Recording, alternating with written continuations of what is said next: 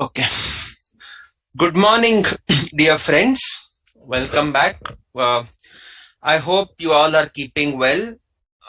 So I had left you guys last with the standard on consolidation. I hope that you could download the notes and view the solutions to the questions that we had done.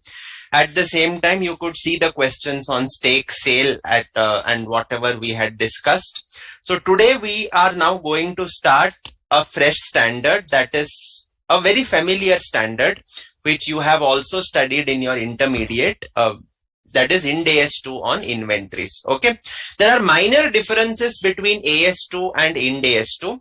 Primarily the concepts remain the same. There is no change in the concepts. Okay, so it's something very familiar, and I think we can progress at a fast pace. Okay, I'll be referring your study module for the questions. There are no additional notes as such. Whatever notes I will be preparing, you can copy it down, but for sure these notes will be uploaded at the end of the session today. Okay, so with that, let us commence with Ind AS 2, that is inventories. Now, what is the objective of Ind AS 2? Okay, so when I talk about objective, the objective of Ind AS 2 is to prescribe the accounting treatment for inventories. To prescribe the accounting treatment for inventories.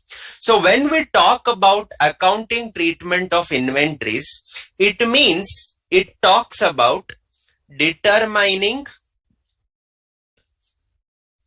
cost of inventories,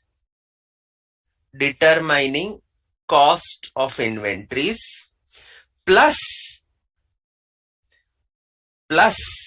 subsequent recognition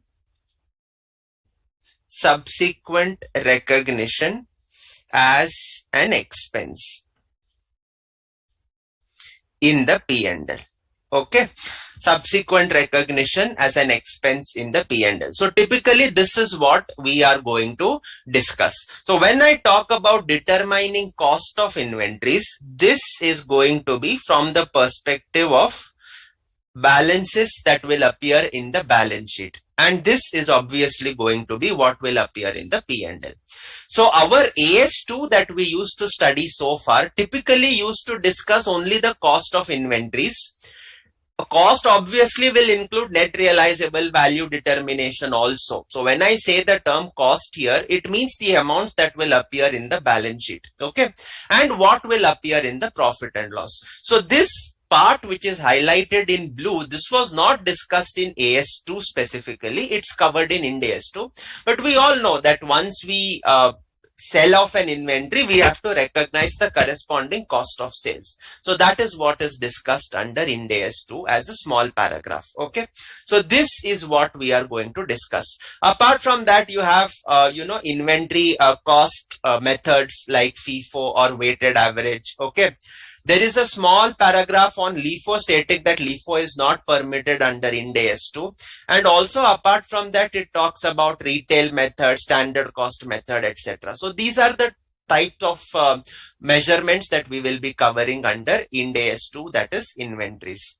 Now, when I talk about scope exclusions, it is applicable to which type of inventories? So it is applicable to all inventories excluding, okay, so complete exclusions. What do we mean by complete exclusions? Complete exclusions means this entire standard is not applicable only. This entire standard is not applicable. So there is something known as partial exclusion. Yes, we'll come to that immediately after complete exclusions. So when I talk about complete exclusions, it is first one, financial instruments. Suppose you are a stockbroker. Having a portfolio of investments. That is your business activity. You are dealing in buying and selling of investments. Now for you, technically speaking, those investments, that portfolio of stocks is nothing but an inventory. But it's not covered under Ind AS 2. Why? Because this is specifically covered under Ind AS 109, Ind AS 32. Okay. So therefore, this entire financial instruments held as an inventory is excluded from the scope of Ind AS 2. Okay. The next one is plus biological assets. Biological assets related to agricultural activity. Related to agricultural activity. Okay, so when I talk about biological assets, what do you understand by biological assets? Any living plant or animal is a biological asset. So those assets are excluded from Ind AS 2. They are specifically covered under Ind AS 41. They are specifically covered under Ind AS 41. And this at the point of harvest. At the point of harvest. Okay. So when I talk about agricultural produce at the point of harvest, at the point of harvest, okay, what does it mean? Suppose you are having a grapes orchard or a mango orchard. Okay, you have mangoes that are grown, that are still present on the trees. So those mangoes which are still present on the trees will become agricultural produce not yet harvested. Okay, so that is excluded from the scope of Ind AS 2. It will be covered under Ind AS 41. Both these items are covered under Ind AS 41. Both of them are covered under Ind AS 41. Okay, so I have a query from Sheena Jain. Shares which are inventories are excluded, or their treatment under this Ind AS is excluded. Shares in the nature of inventories basically are financial instruments. So they will go directly under Ind AS 109, Ind AS 32. The entire thing is specifically covered under those standards. So it is not there in inventories. Okay, it will not be classified as inventories. So basically when I say complete exclusions, it means financial instruments will not be regarded as inventories. It means biological assets will not be regarded as inventories. It means agricultural produce at the point of harvest will not be regarded as inventories. Will not be regarded as inventories. So these are complete exclusions. These are complete exclusions. All right.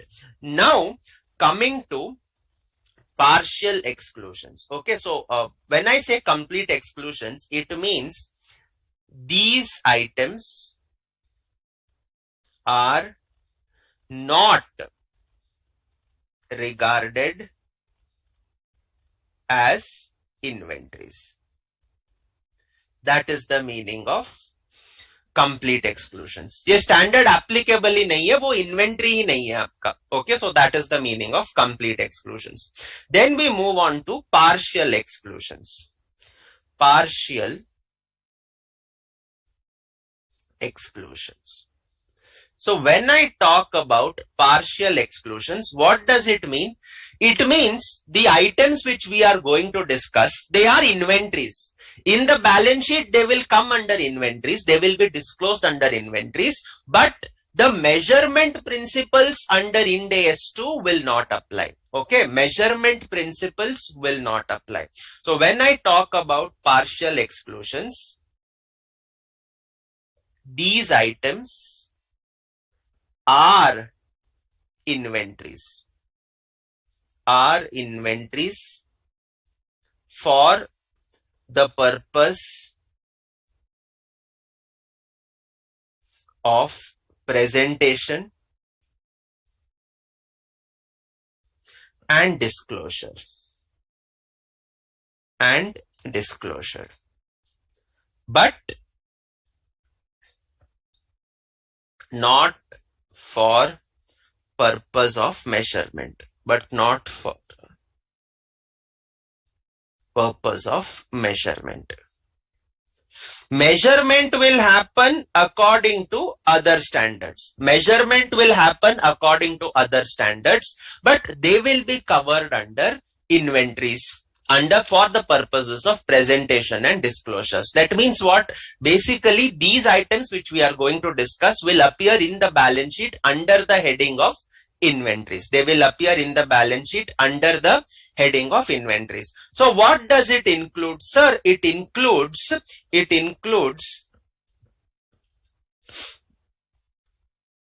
inventories held by producers of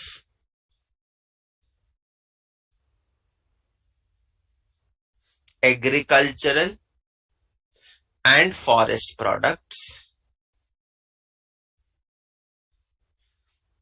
specifically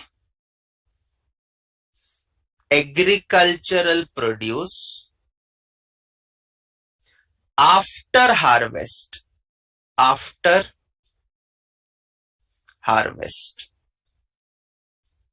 The important word here is after, because what happens is you will typically say, sir, agricultural produces there in complete exclusions, agricultural produces there in partial exclusion. So दोनों में difference क्या? What is the difference? This is at the point of harvest, whereas partial exclusion is after harvest.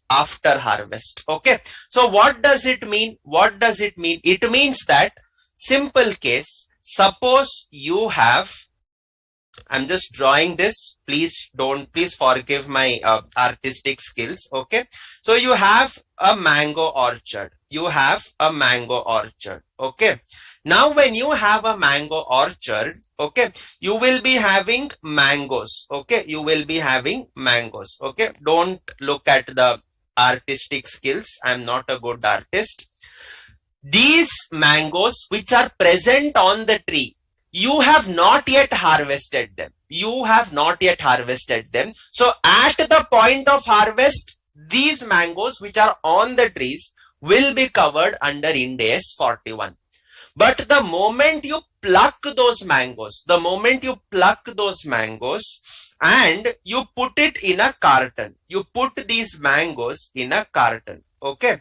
Once you put these mangoes in a carton, now at this stage, these mangoes will be regarded as inventories for the purposes of disclosure, for the purposes of presentation. But measurement ke liye, how are you going to follow? You will follow Ind AS 41 principles. See, why do I need to follow Ind AS 41 principles for measurement? It's very simple. As a entity that is managing mango orchards, can you identify what will be the cost of each mango that I am producing? Answer is no. How can I know the cost? I do not know how much I have spent for each mango that is growing in a mango tree. मेरे को नहीं मालूम. If I'm a trader in mangoes, if I buy mangoes and sell mangoes, I can identify what is the cost and what is my selling price. It is an easy transaction.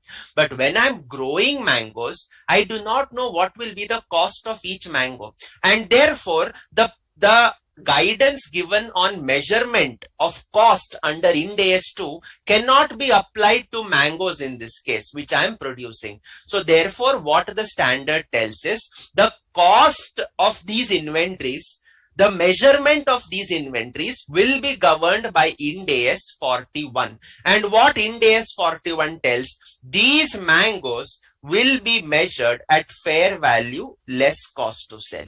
These mangoes will be measured at fair value less cost to sell. And this fair value less cost to sell will become cost for the purposes of applying Ind AS 2. For the purposes of applying Ind AS 2. So ये जो carton में inventories है, the inventories that are lying in the carton, they are inventories which are measured at cost, but the cost is not determined as per Ind AS 2. That cost is determined at fair value less cost to sell, which is in accordance with Ind AS 41. So basically, I am excluding the measurement principles for these inventories, but presentation, disclosure, all these will be as if these are nothing but inventories. Okay.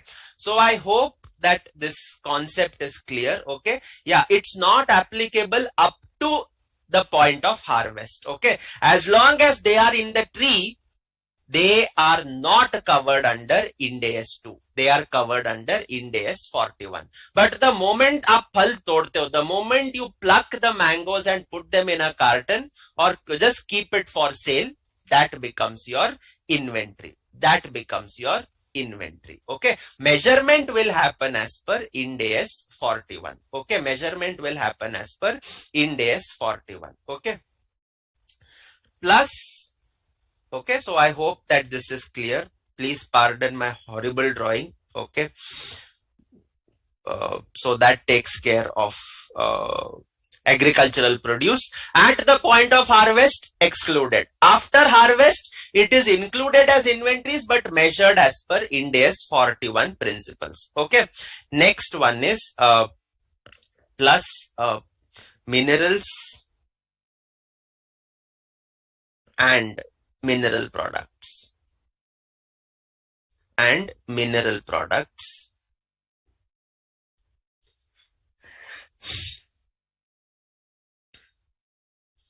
Measured at NRV, net realizable value. Okay, so these two categories are inventories, but the measurement happens as per the prescribed methods. Okay, and the second one is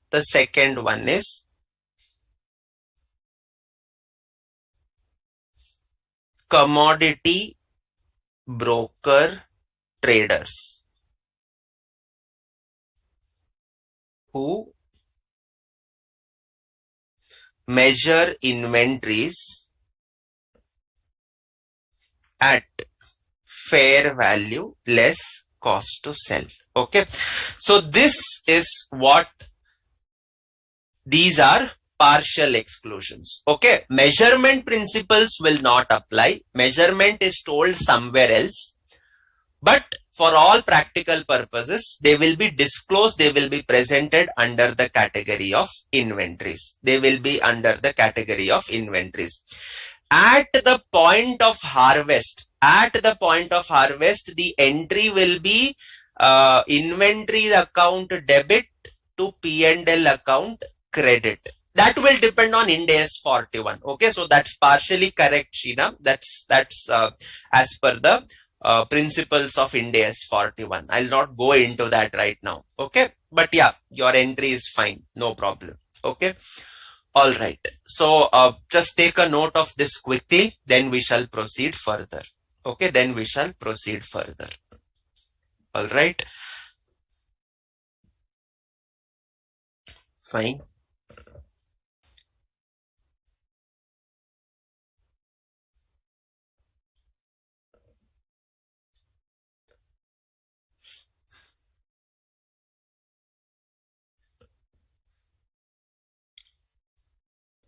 Noted down.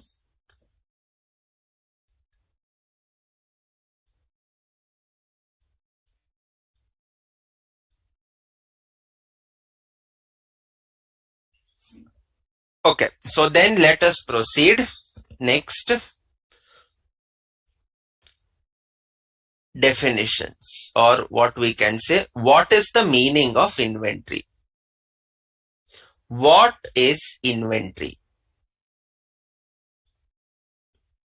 What all is covered under inventory is what we are going to discuss. Inventories is an exhaustive definition. Okay, means what? Jo items we are going to discuss, only they will be your inventories. Rest all will be covered under separate headings. Okay, why this standard is important? See, if you look at the balance sheet of a manufacturing entity, typically after your property, plant and equipment, the next most valuable item in the balance sheet is nothing but your inventory. Extremely valuable. Okay, and that is why you needed separate guidance. So when I talk about inventory, it includes raw materials. It includes work in progress. It includes finished goods,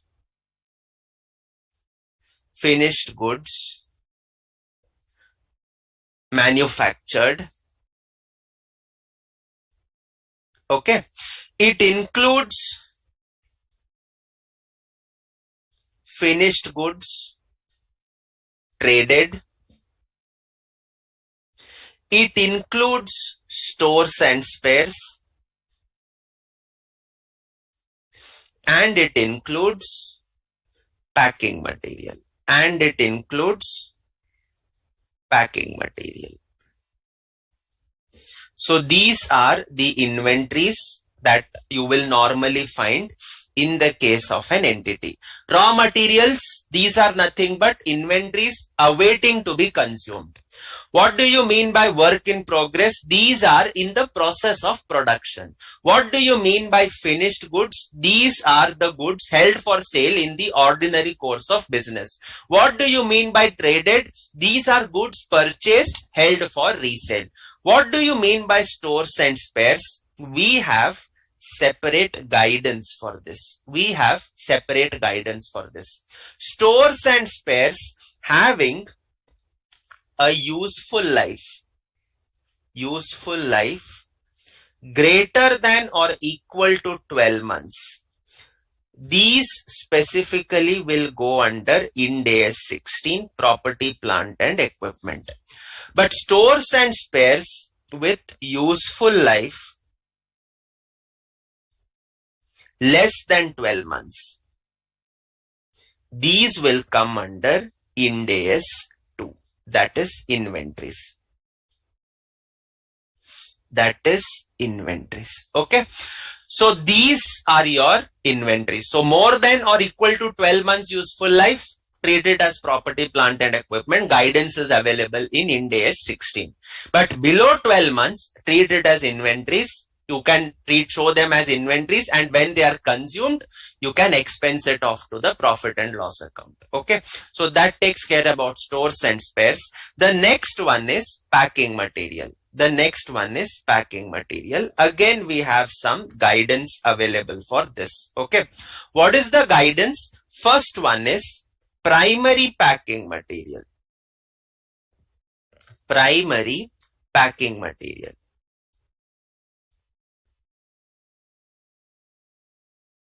Primary packing material. What do you mean by primary packing material?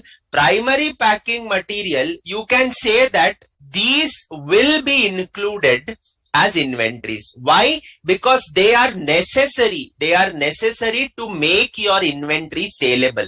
They are necessary to make your inventories saleable. For example, take for example, you are a Coca-Cola company, for example. Your manufacturing product is the beverage that you are manufacturing, the Coke or Fanta or Sprite, whatever it is that you are manufacturing. Now you have to sell this. How will you sell? How are you going to sell? Sir, I am going to sell by putting it in a bottle. Okay. 500 ml, 750 ml, 1.25 liters, 2 liters, so on and so forth. So the bottle is not what you are selling. You are selling the beverage. You are manufacturing the beverage. The bottle is a conduit to hold that beverage. Can you sell your beverage without the bottle? Answer is no, you cannot. The bottle is necessary to make your product saleable. The bottle is necessary to make your product saleable. The containers will be necessary to make your product saleable. And therefore, these items become your primary packing materials. These become your primary packing materials. Okay. So what do you mean by primary packing materials? Primary packing materials means essential to bring inventory to saleable condition. To saleable condition. For example, bottles, containers, etc. For example, bottles, containers, etc. Okay. So it is essential to bring inventory to saleable condition. This will be covered under Ind AS 2. They will be regarded as inventories. They will be regarded as inventories. Sir, primary hai, that means secondary also will be there. Yes, I also have secondary packing material. Sir, secondary packing material example, well, you have these bottles that you have now manufactured. These bottles, you put it in a carton and sell. Now that carton, is it necessary for you to bring the inventories in a saleable condition? Answer is no. That carton, जिसमें in each carton say you put in 20 bottles. Now that is just for ease of distributing, ease of selling. It's not bringing the beverage to a saleable condition. It is just for transportation, and therefore that becomes a secondary packing material. And secondary packing materials will never be an inventory. As and when you purchase, you expense it off. As and when you purchase, you expense it off. Okay. For example, you have these consumer durable appliances, air conditioners, washing machines, dishwashers, all these items. You see, you have the main machine, and on the machine you will have some thermocol, some plastic, some cardboard wrapping. Is it necessary to bring the machine to a saleable condition? No. You go to the shop, it is already in a saleable condition. Okay. This is just to facilitate the transportation, ताकि transportation में कोई तकलीफ ना हो, कोई चोट ना पहुंचे, कहीं material खराब ना हो. The inventory should not, the machinery should not get scratches, or it should not suffer some damage. So this is just for protection. It's not bringing it to a saleable condition, and therefore these type of inventories, which are in the nature of secondary packing material, not covered under Ind AS 2. Not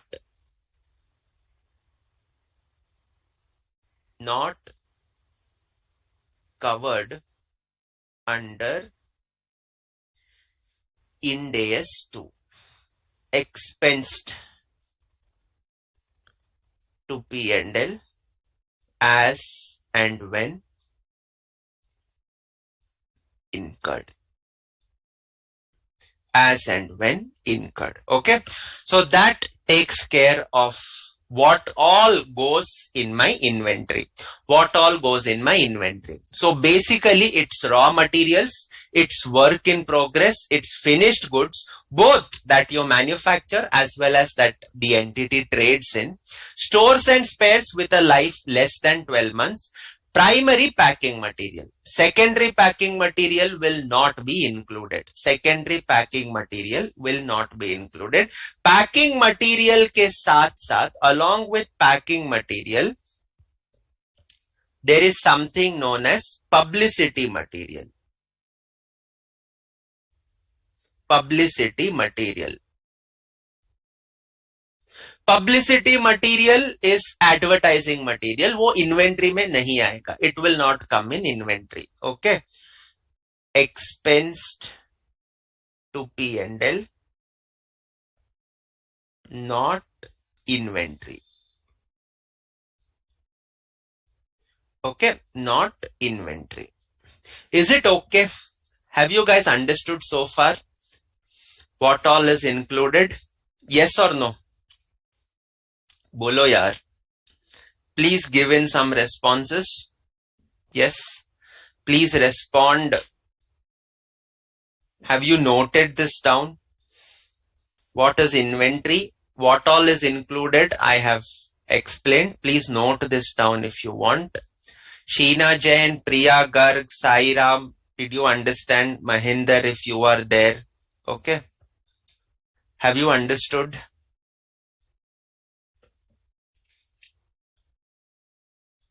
Yes, Aditya has confirmed. Okay. So if you look at your study module, this is your standard on inventories.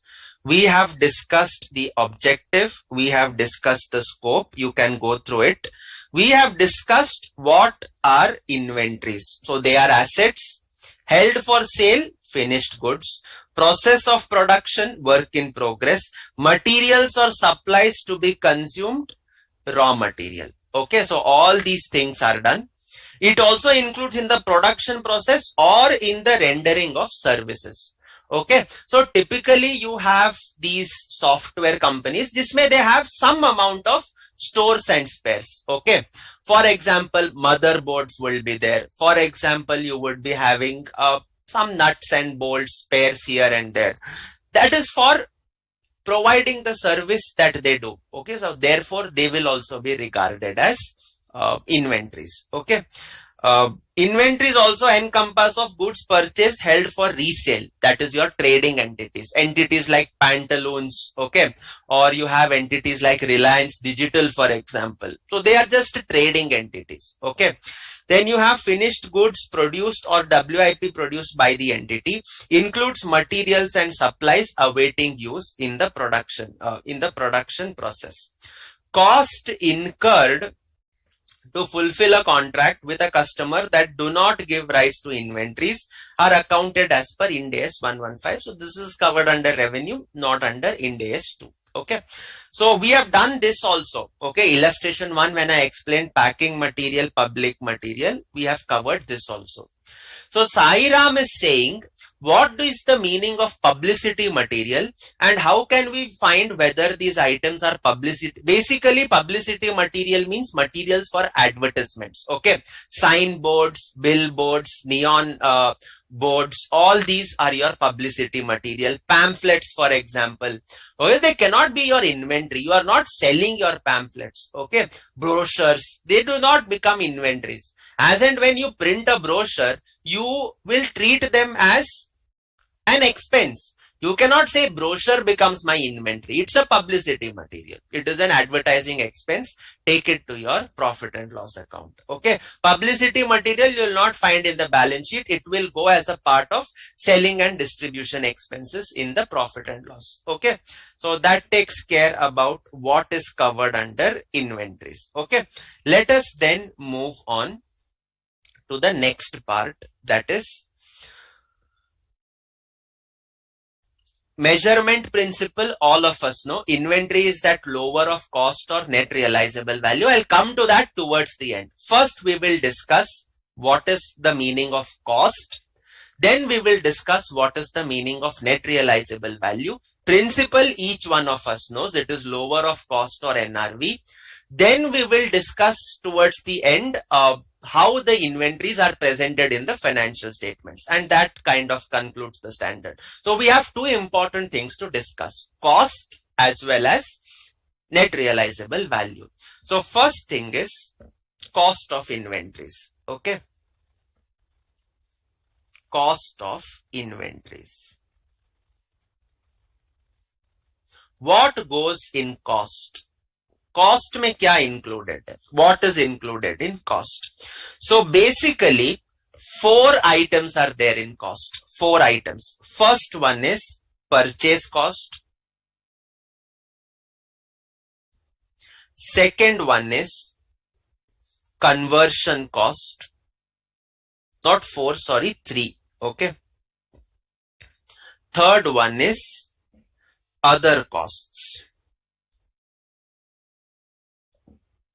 Necessary to bring inventory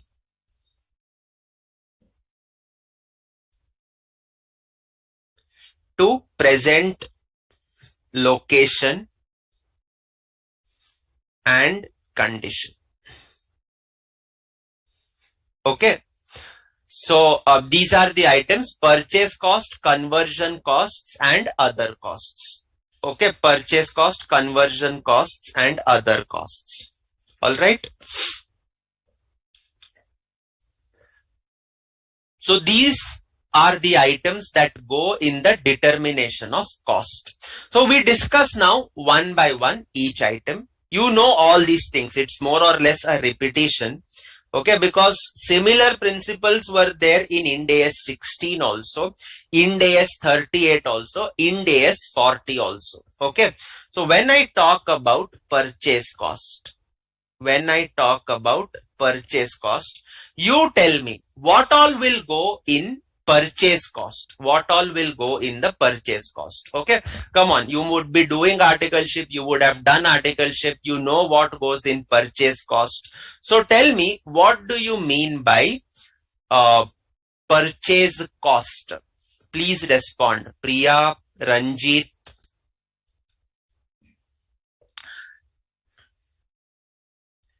Purchase price. purchase price. That is what you call as the invoiced price. Okay. Is this included? Yes, obviously this is the price you are paying for the material. जिसको हम लोग even we call it on the invoice the taxable value. Okay. Plus, if you are buying it from abroad, import duties and other taxes. When I talk about taxes, it specifically means other than refundable or creditable taxes. Other than refundable or creditable taxes.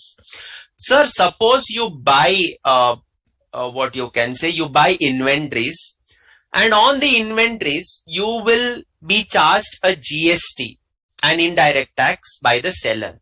If you can avail the input of that GST, then technically you are using that input to set off your output liability. You are using that input to set off. So therefore, it cannot go in cost. Even in the journal entry, what you will pass? Purchases account debit, input GST account debit to bank or to creditors. Okay. So, वो cost में जा ही नहीं रहा. It is going as a current asset, and therefore the refundable or creditable taxes are excluded. If you are not permitted to take the credit. For example, you are a restaurant, you are charging 5%, so therefore you are not permitted to take input tax. Then in such cases, whatever be the GST that is levied, you are not permitted to set it off against your output, and therefore that also will go in your purchase cost. That also will go in your purchase cost. Okay. And along with this, you will have plus transport and handling plus other direct costs, residual head, plus other direct costs related to acquisition of finished goods, raw materials, services. Okay, so all these items will go in your purchase cost. Price, the invoiced price, non-creditable, non-refundable import duties and other taxes, transport and handling costs, and other direct costs. So all these items will go in your cost. Okay. Important point here is trade discounts, if any, to be deducted. So normally your invoiced price is after deducting trade discount, but in the question, if trade discounts are given, you will deduct that. Trade discounts, if any. So trade discount bolo, or you call it as rebates. Okay, whatever it is, you will have to deduct it. Okay. And important thing is cash discount. Tell me, do you deduct cash discount in determining the cost of inventory or not? Do you deduct cash discount or not? Tell me. Do you deduct cash discount or not? Come on, please respond. You know these two terms, trade discount and cash discount. So, will you deduct cash discount? You will deduct trade discount. It is given separately in the question. Okay. No. Anush Shanbhog is saying you will not. Any other answers? Priya, Garg, Sairam, Ranjit, Sheena Jain. Will you deduct cash discount?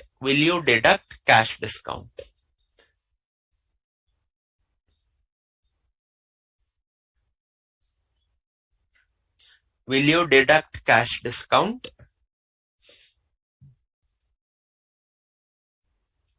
Sairam is also saying no, not to be deducted, not to be deducted. Why? Because cash discount is not related to the product. It is basically a compensation that is given to you for prompt payment. So it is more like a financing benefit that is given to you. Take it to the P&L. Directly credited to P&L. Directly credited to P&L. Okay, so you can take it as cash discount will not be deducted. Okay, trade discounts will be deducted. Okay, all right, great. So all of you gave the right answer, no problem. So we have covered the first part, cost of purchase. All the discussion is done. So you can be doing illustration 2. It's a simple illustration. ABC buys goods from an overseas supplier, recently taken delivery of 1000 units, quoted price 1200 per unit, but there is a trade discount of 5% due to the size of the order. The supplier offers an early settlement discount. So this is cash discount. What am I going to do? I will ignore it. I will ignore it. Import duties of rupees 60 per unit must be paid before the goods are released through the customs. Once the goods are released, ABC must pay a delivery cost of 5,000 to have the components taken to its warehouse. So purchase price kitna? 1,000 into 1,200 into 95%. Why 95? 5% trade discount is there. So it will be only 95% of the price. So that comes to 11,40,000. Import duty is 60 per unit. So 1000 units, 60 into 1000, and delivery cost 5,000. So cost of inventory 12,05,000. It's very simple question. Nothing much to discuss. Nothing much to discuss. Okay. So we have discussed the first part, that is purchase cost. We then move on to the next part, that is conversion cost. We then move on to the next part, that is conversion cost. Achha. Purchase cost typically will be applicable for raw materials or traded finished goods. Traded finished goods. Okay. Yahi only these two items are purchased, so it will be applicable for them. When I talk about conversion cost, typically this is for the manufacturing activity. Manufacturing activity. Okay, so conversion cost may you have manufacturing activity, so that will go there. Okay, so now coming to the next part, that is conversion costs.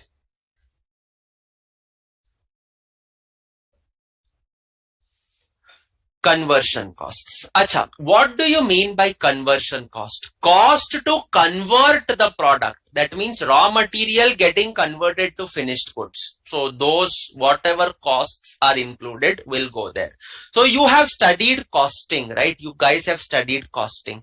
So when you have done costing, you would have prepared something known as a cost sheet. You would have prepared something known as a cost sheet.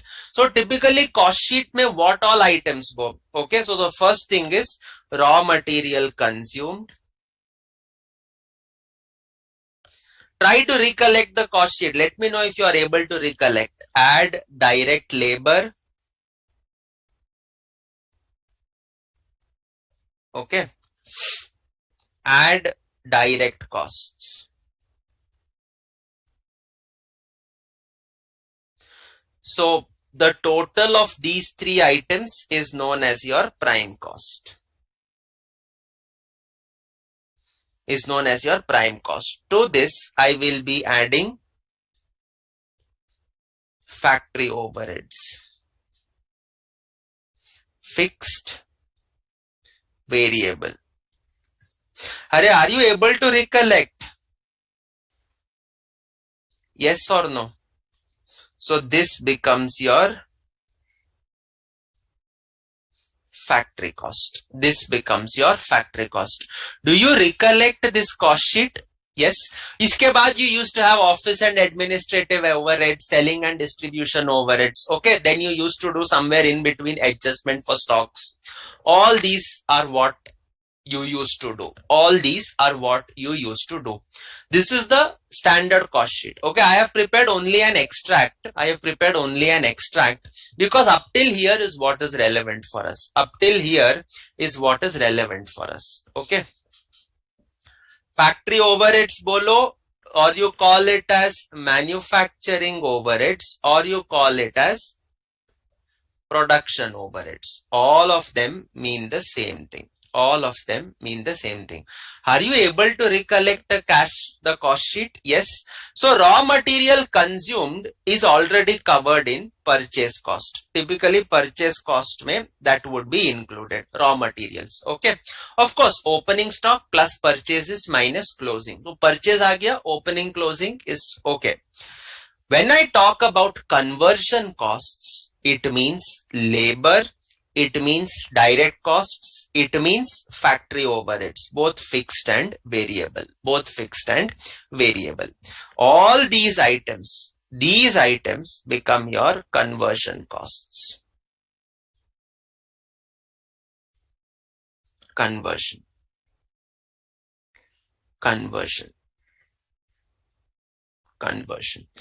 Okay. This is not raw material consumed. I will not strictly call it a conversion because uska purchase is already available to me separately. Okay. So till now, is it clear what all is included in conversion costs? Yeah.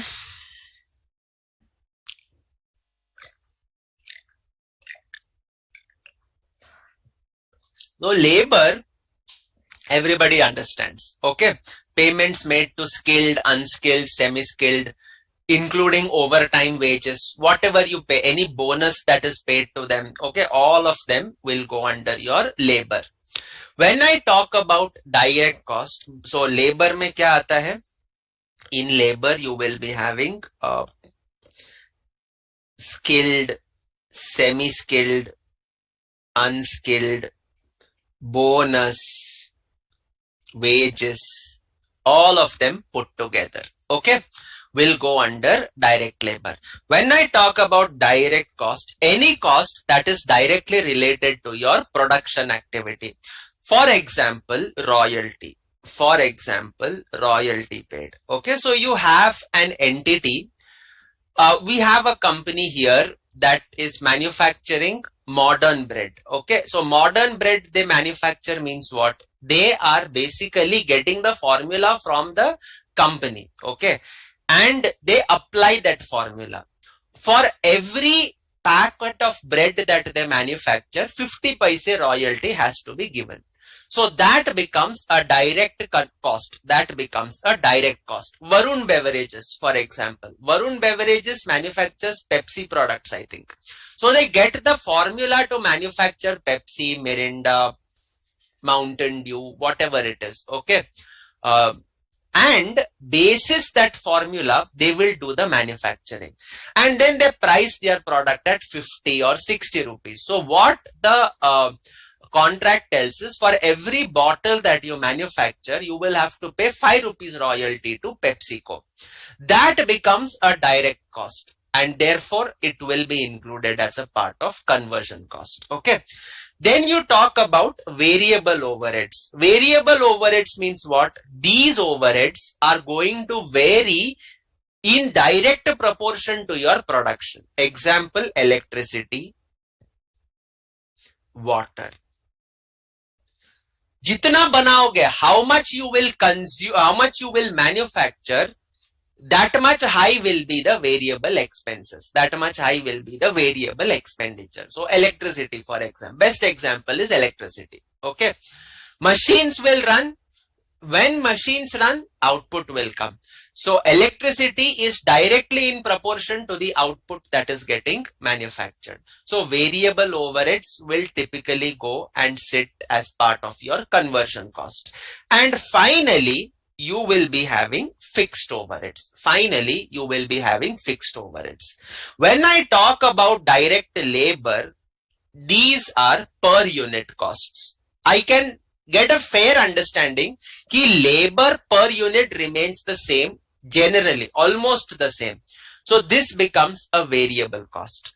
Royalty paid also will typically go under per unit. So all direct costs will typically be your variable cost. Variable overheads, as the name suggests, it becomes your per unit cost.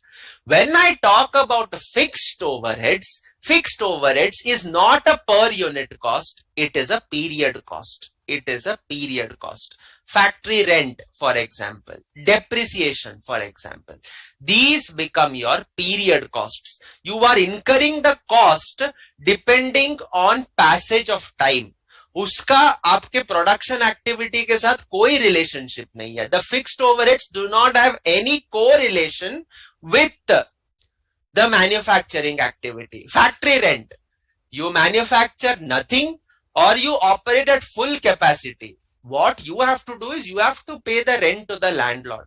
Landlord will do whatever you want. You want to sleep for the whole year, you sleep. You want to work at full capacity, you work.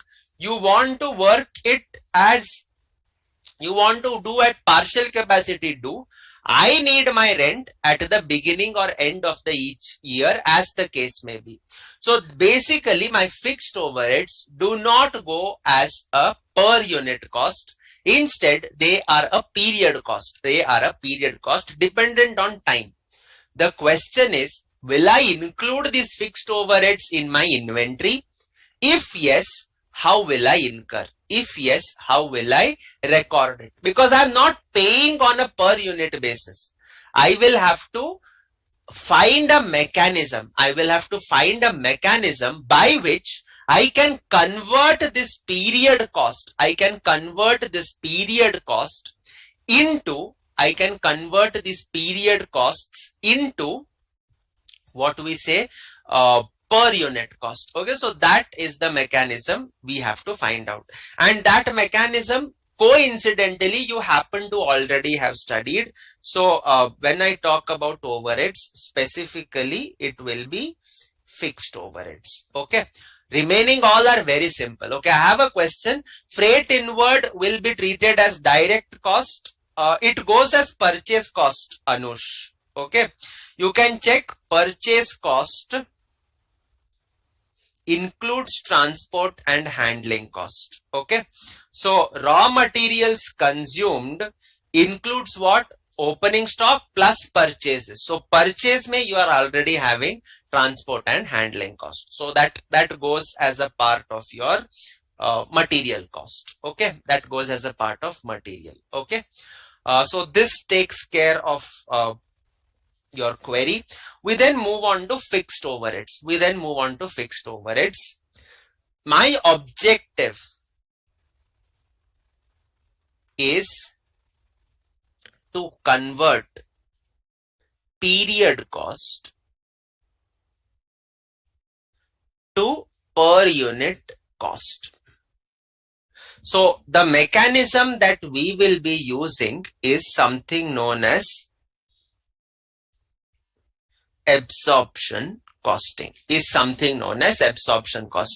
अपने को याद है absorption costing? Are we able to recollect absorption costing? Yes. What is absorption costing? Basically, we find something known as an absorption rate. थोड़ा सा modification है. There is a slight modification. Okay.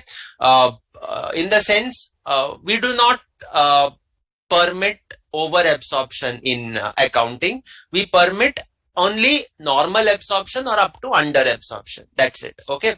Over absorption hai, we make a change. I'll be discussing that. Okay. So we follow absorption costing. So what is absorption costing? Basically, it is a mechanism to convert period cost to per unit cost.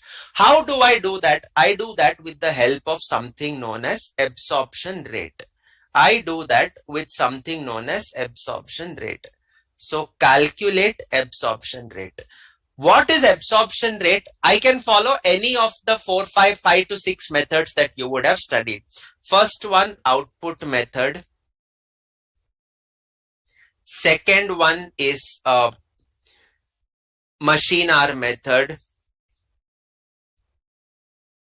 Third one is labor hour method.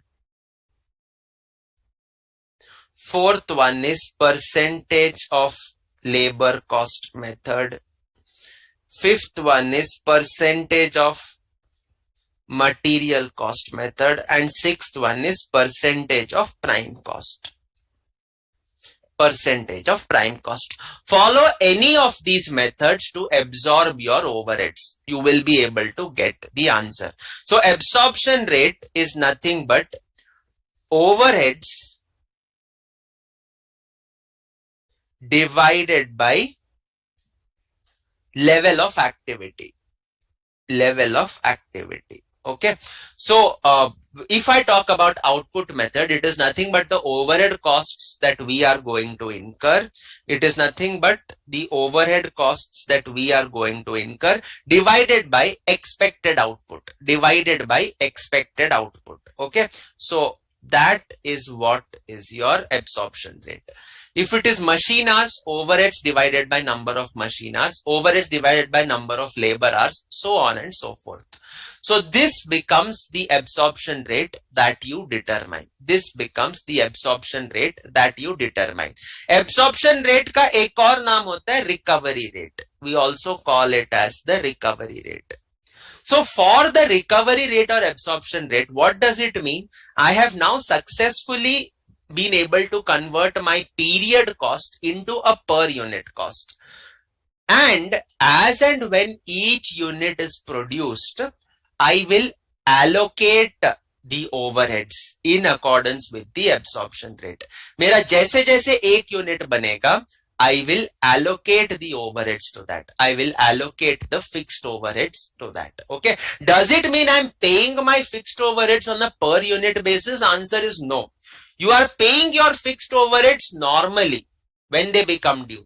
This is just recovering the fixed overheads. This is just recovering the fixed overheads. Okay.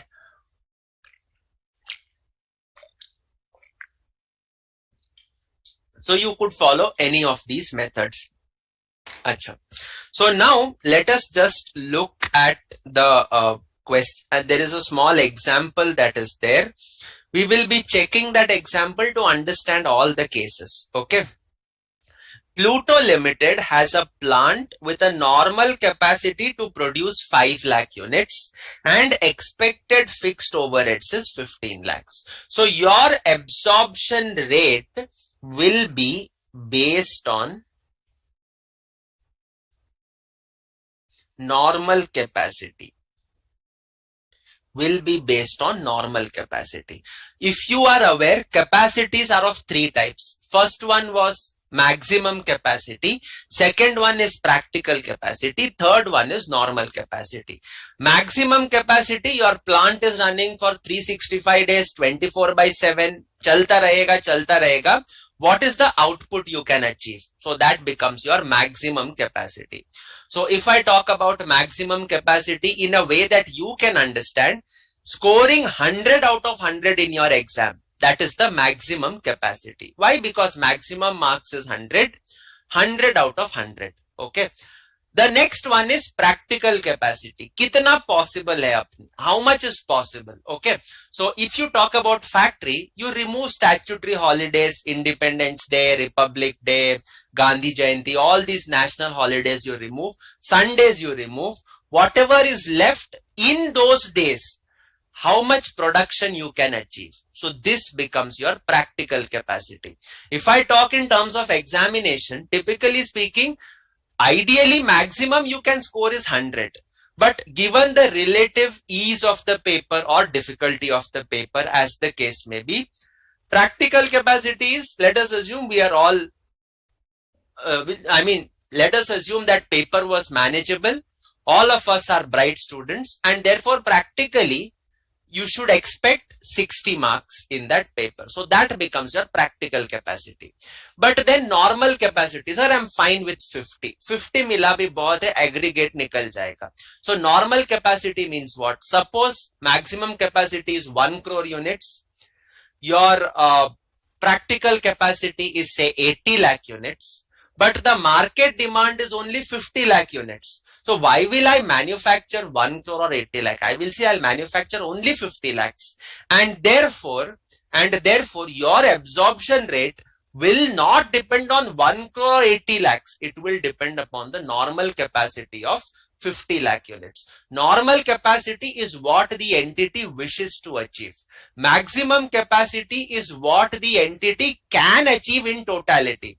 Practical capacity is what it should achieve after considering normal allowance. Okay, so your absorption rates are based on what the company desires. That is the normal capacity. Okay, so in this question, you have expected fixed overheads or budgeted overheads as 15 lakhs, normal capacity as 5 lakhs. So absorption rate is BOH, budgeted overheads by budgeted level of activity. So this is 15 lakhs divided by 5 lakhs. So this is rupees 3 per unit. This is rupees 3 per unit. So as and when I manufacture 1 unit, I will allocate 3 rupees. I will allocate 3 rupees of fixed overheads. Suppose at the end of the year, actual production is 5 lakhs. So fixed overheads that you would have absorbed would be 5 lakhs into 3, 15 lakhs. And therefore, you can take it in your normal capacity and do the working. Okay, so this takes care of case 1. No under or over absorption. No under or over absorption. Whatever is there, you are incurring. Okay. Case 2, you have been able to manufacture only 3,75,000 units. That means what? For every unit manufactured, you would be absorbing 3 rupees. So 3,75,000 at the rate of rupees 3 per unit. That gives you how much? 3,75,000 into 3. That gives you 11,25,000. That gives you 11,25,000. Where this 11,25,000 will be included, sir? This will go and sit. This 11,25,000 will go as a part of your inventory valuation. It will go as a part of your inventory valuation. But sir, I incurred overheads of 15 lakhs. Janta hu, out of 15 lakhs, you have incurred you have absorbed 11,25,000. So therefore, there is an under absorption. There is an under absorption. This under absorption, where is this expected to go? This under absorption will go to the profit and loss account. What will be my under absorption? 15 lakhs minus 11,25,000. This is 3,75,000. This is 3,75,000. And this 3,75,000 is what will go to the profit and loss account. This under absorption. Okay. Under absorbed overheads. Under absorbed overheads. Ye kahan jayega? This will go to the profit and loss account. Okay. If you recollect, in the cost sheet, in the absorption costing chapter, we had certain options. We could either carry forward the under or over absorption, first option. We could take it to the costing P&L, second option. We could follow supplementary method, third option. We could follow partly supplementary, partly costing P&L. So in this case, Ind AS 2 prescribes the second one. जो कुछ भी under absorption है, whatever under absorption has happened, that under absorption will strictly speaking go where? That under absorption will go and sit in your profit and loss account. Okay, you will transfer it to your profit and loss account. You will not enhance the absorption rate. You will not modify the absorption rate. Okay, so case 2 may do not alter absorption rate. Do not alter absorption rate. Okay. Yes or no? Are, did you understand so far? Please respond, guys. Please respond.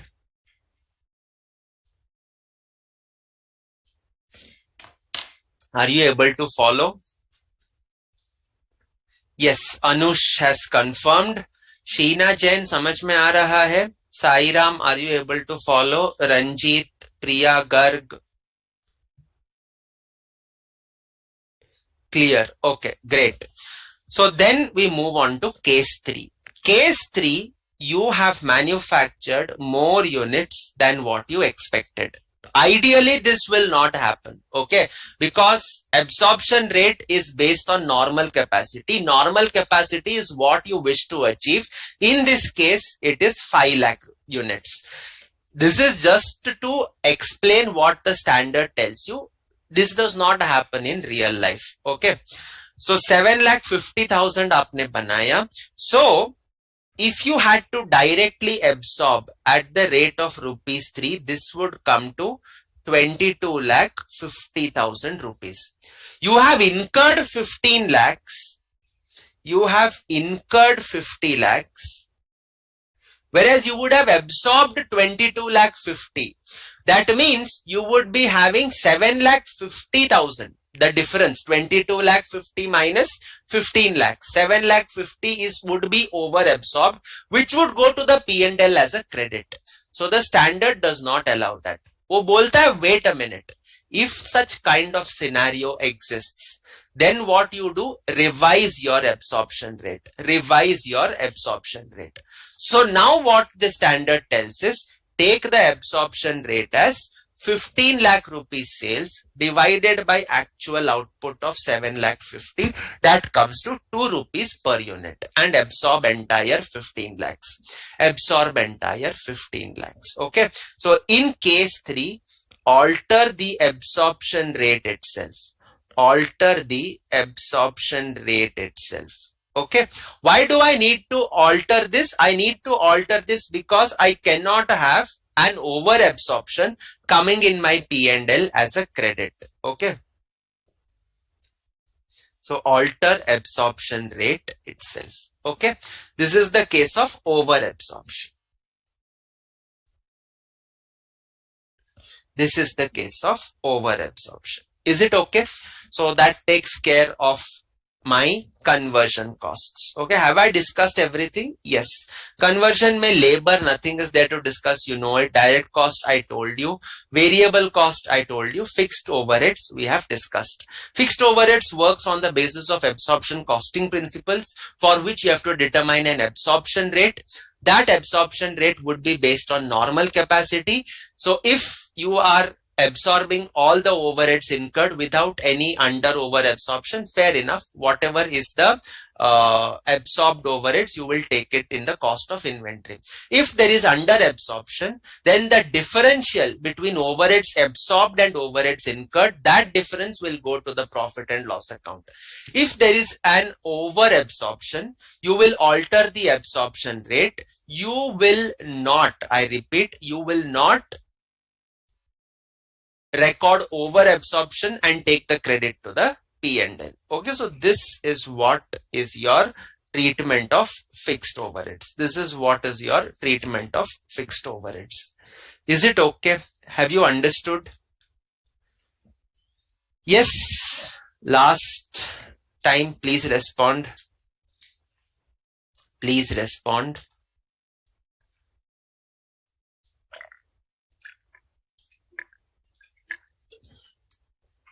Please respond, guys.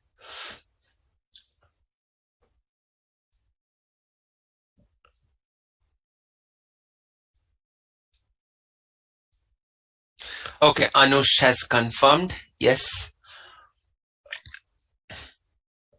All right. So that takes care of conversion costs.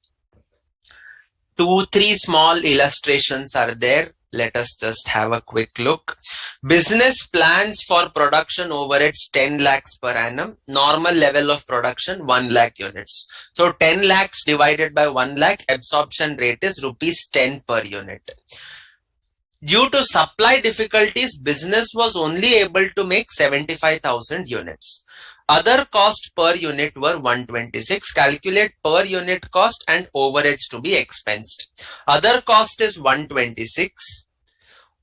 Absorption rate would be 10 lakhs divided by 1 lakh. So that is 10. So your cost will be 136. Total production overheads incurred is 10 lakhs. You will absorb how much? You will absorb 75,000 units at the rate of rupees 10. At the rate of rupees 10. So that comes to 7,50,000.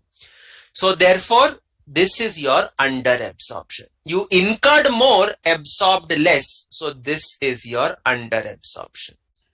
This is your under absorption. Where you will take it to the P&L. Okay, expensed during the year.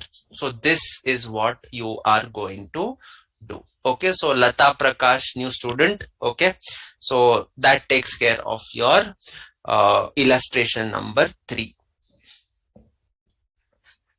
Okay, fair enough. Sir, is it necessary to have absorption rate based on per unit only? Not necessary. You could have it either of the 6 methods I told you. Output, labor hour, machine hour, percentage of labor cost, percentage of material cost, percentage of prime cost. So let us look at how this next question progresses. Manufactures control units. Each control unit requires 1 unit of component X, 1 unit of component Y. Okay, at a cost of 1205 and 800, and sundry raw materials at a cost of 150 each. Company faces the following monthly expenses: factory rent, energy cost, selling and administrative. This is not covered as inventory cost. Not covered as inventory cost. Why? It is related to selling and distribution. So these two become your overheads. That is, monthly expenses means this becomes your fixed overheads. Okay, so fixed overheads comes to 24,000. 16,500 plus 7,500, that comes to 24,000. Each unit takes 2 hours to assemble. Each unit takes 2 hours to assemble. Okay, so now production workers are paid at rupees 300 per hour. They are absorbed into units of production using an hourly rate. Now it's not a per unit rate, it is an hourly rate.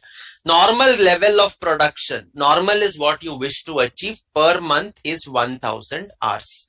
So you are having 24,000 fixed overheads divided by 1000, that comes to 24. That comes to 24. Okay. So now coming to the cost per unit, Okay. So now let us see. क्या आएगा cost में? Well, I will have 1205 plus 80 plus 150.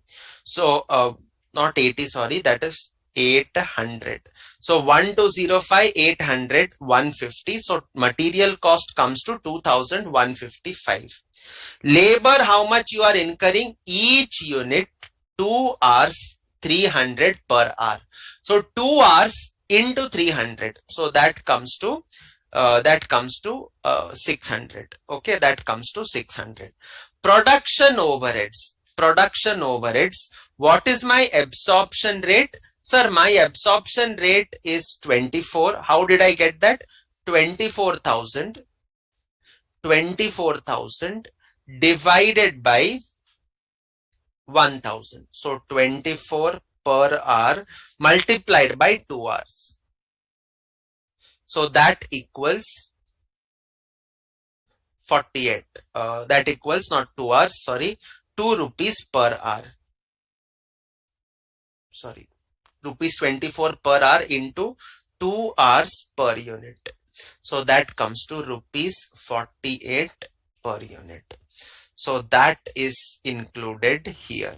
So total cost comes to 2803. Selling and administrative, you cannot include it in the inventory. Have you understood this? Yes. Is it fairly simple or is it complicated?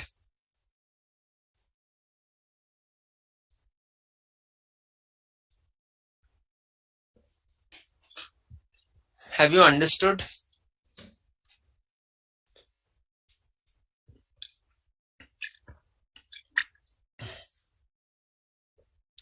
Yes or no?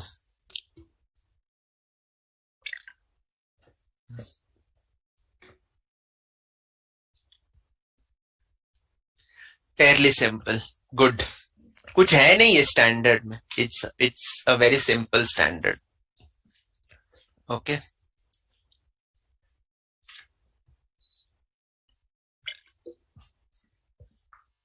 Sairam has confirmed. Lata Prakash, Anush, did you follow? Priya Garg, did you follow? All right, great, great, great. Okay. That is why not much to write, not much to explain. Okay, other cost. So we have discussed what? We have discussed conversion cost. In conversion cost, we have discussed, variable also discussed, fixed also discussed. Okay, so all these are done. So conversion cost is done. Then you have other costs. Other cost means all other cost incurred to bring inventories to their present location and condition. Okay, so yahan pe in other cost, typically it is a residual category. It is a residual category.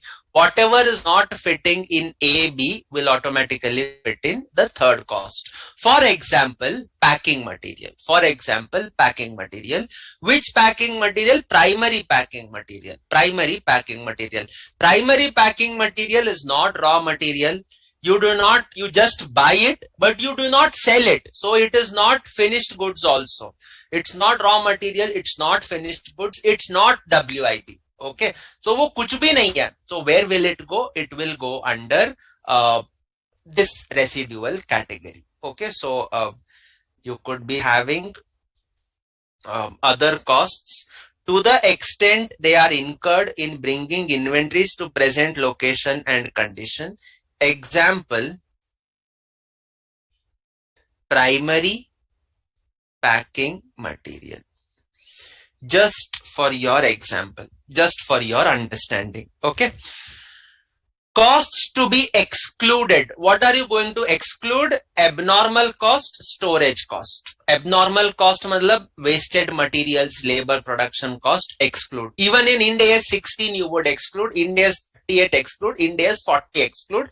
Here also it is excluded. Storage cost is generally excluded unless those costs are necessary in the production process before a further production stage. So for industries like whiskey or wines, etc., you have to store them in tight caskets. Okay, and the caskets you need to store them in cellars. So these caskets and cellars cost is required for the production process. Basically, for these categories of inventories, what is crucial is passage of time. What is crucial is passage of time. So, jab inventory ka, the manufacturing of inventory is solely dependent on the storage over a period of time, then those storage costs will be included in the inventory. Otherwise, generally you will not include. Generally, apne ko storage kitna chahiye? Within a couple of days or maximum weeks, I want to sell off that material. I don't want to incur a huge storage cost, and therefore they do not typically come in the cost of inventory. Only when they are necessary in the production process, only then you will take it in the cost of inventory. Then what else you will not include? Administrative overheads, accounting, accountants' fees, administrative office charges, all these will not be included. Selling cost will not be included. Okay, well, that is to make a sale. Okay, so you will not include it here. Borrowing cost can be included if your inventory is a qualifying asset. You have done Ind AS 23. Borrowing cost is to be capitalized if you are incurring expenditure on which type of asset? On a qualifying asset. It is not saying qualifying fixed asset. It is not saying qualifying property, plant and equipment. It is saying qualifying. It is saying qualifying asset. So asset will mean TP also, it will mean inventory also. So if your inventory is taking a substantially long period of time to get ready for its intended use or sale, then if that is the case, then the inventory will be, the borrowing cost related to such inventory will be inventorized. That means it will be capitalized in the cost of inventory or included in the cost of inventory. Okay, so that is the meaning of borrowing cost. That is the meaning of borrowing cost. Okay. Anush is asking a question. Sir, stickers attached to Coke bottles, would they be primary packing material? Definitely. Because that labels or stickers are identifying the product. If you don't have those labels, will anybody buy it? वो बोलेगा ये तो कुछ भी हो सकता है. How do I know it's Coca-Cola? Right? So therefore, will stick the Coca-Cola label, trademarks, etc., barcode and all will be there. So that becomes a primary material. You are bringing the inventory to the saleable condition. So it will be primary packing. Okay. So borrowing cost is done. It will be included if your inventory is a qualifying asset. Okay. If it is a qualifying asset. So that takes care of other costs. Residual category includes borrowing cost if it's a qualifying asset, includes storage cost if necessary for production process, does not include abnormal costs or like abnormal wastages, labor, etc. Okay, so that takes care of other costs. Then sometimes you may purchase inventories on deferred settlement terms. What do you mean by deferred settlement term? I will buy now and pay later. So buy now and pay later is not the kind of offers you see running now. Buy now, pay within 6 months, pay over 3 months. No, it should be typically 1 year or more. So if that is the case, then that means there is a financing element. You cannot take the entire amount as inventory cost. There will be a financing element. Financing element, take it to the P&L. Only inventory cost will be taken in the cost of inventory. Okay. So you can just check this illustration 5 for homework. Very simple. It is very simple. Nothing difficult in illustration 5. Okay. So we've done this. This is a summary chart. What all is included. See, inventory is measured at lower of cost or NRV. So based right now we are doing cost. Cost may we have covered cost of purchase, purchase price, import duties, transport. Somebody asked direct freight inward where it will go. It's gone here. Handling and other costs and trade discount, etc. will be deducted. We discussed all of them. Cost of conversion, labor we discussed. Overheads, variable overheads, they directly vary according to output. So it's on a per unit basis.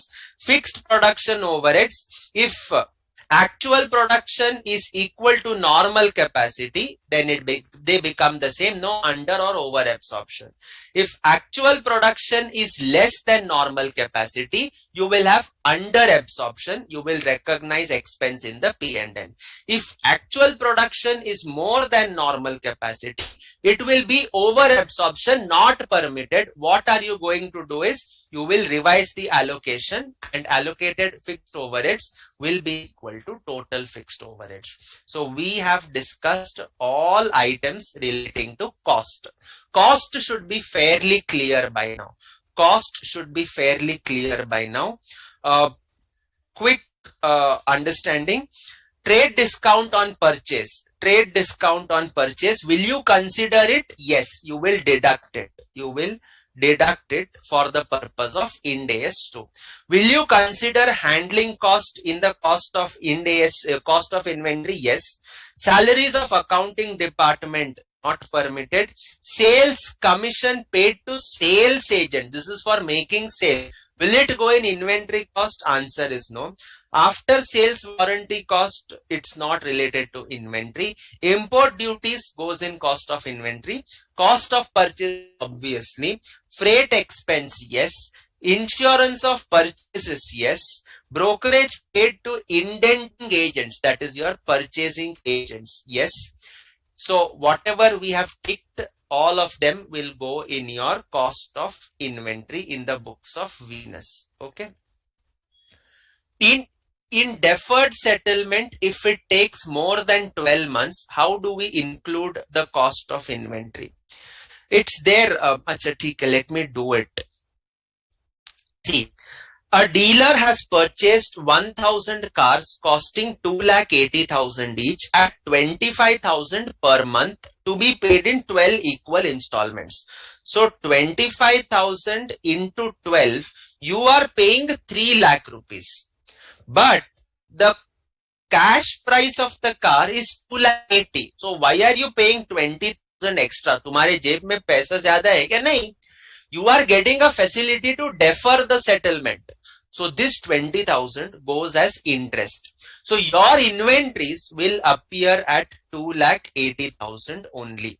So you can see 20 cars are in stock. So 2,80,000 into 20, 56 lakhs. What will be your finance cost? I purchased 1,000 cars at the rate of 20,000 rupees per, so 2 crores. And what is the cost of goods sold? Purchased 1,000, 20 are in stock. So you would have sold 980 cars. So 980 into 2,80,000, this gives you 27.44 crores. Okay. So fairly simple borrowing cost, nothing difficult. So we have done illustration 6. Illustration 7. Selling costs are excluded from inventories. Whether distribution cost also would be included in inventories? Answer is no. You will take it as part of selling expenses only. Okay. It was mentioned in AS2 that selling and distribution. In Ind AS2 it is only selling. So question is, does distribution cost go in the cost of inventory? Answer is no. Selling and distribution are used interchangeably. Okay, so not included. So that is illustration 7. Is it okay now? Yes. Cost समझ में आ गया? Sai Ram, did you understand any difficulties? Any difficulty? Sai Ram, deferred settlement, did you follow? Yes.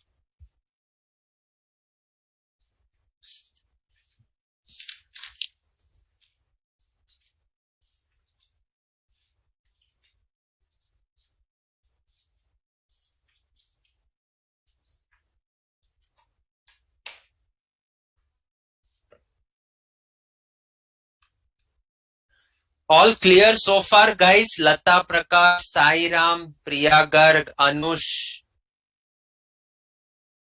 Aditya, Sheena.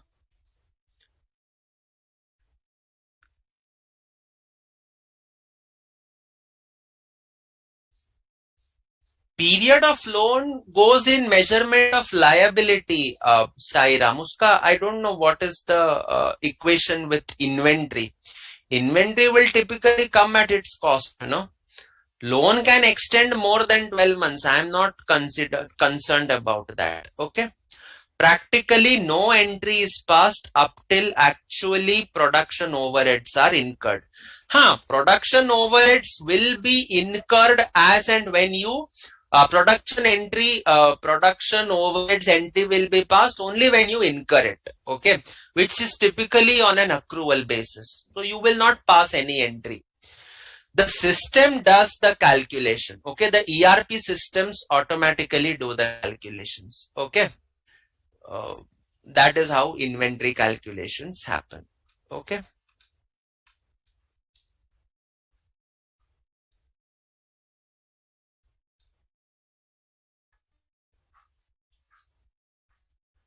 All right. So, Sheena, I think I'm not sure whether it's a query or a statement. Okay. Others, Priya Garg has confirmed. No. Aditya has not confirmed.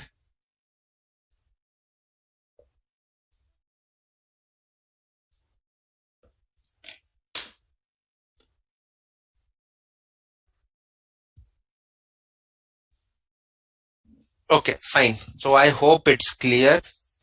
Yes, next one is cost in the case of joint products,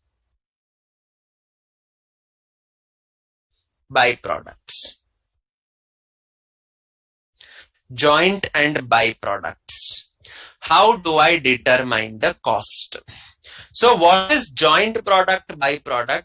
Basically, there is a common process. There is a common process.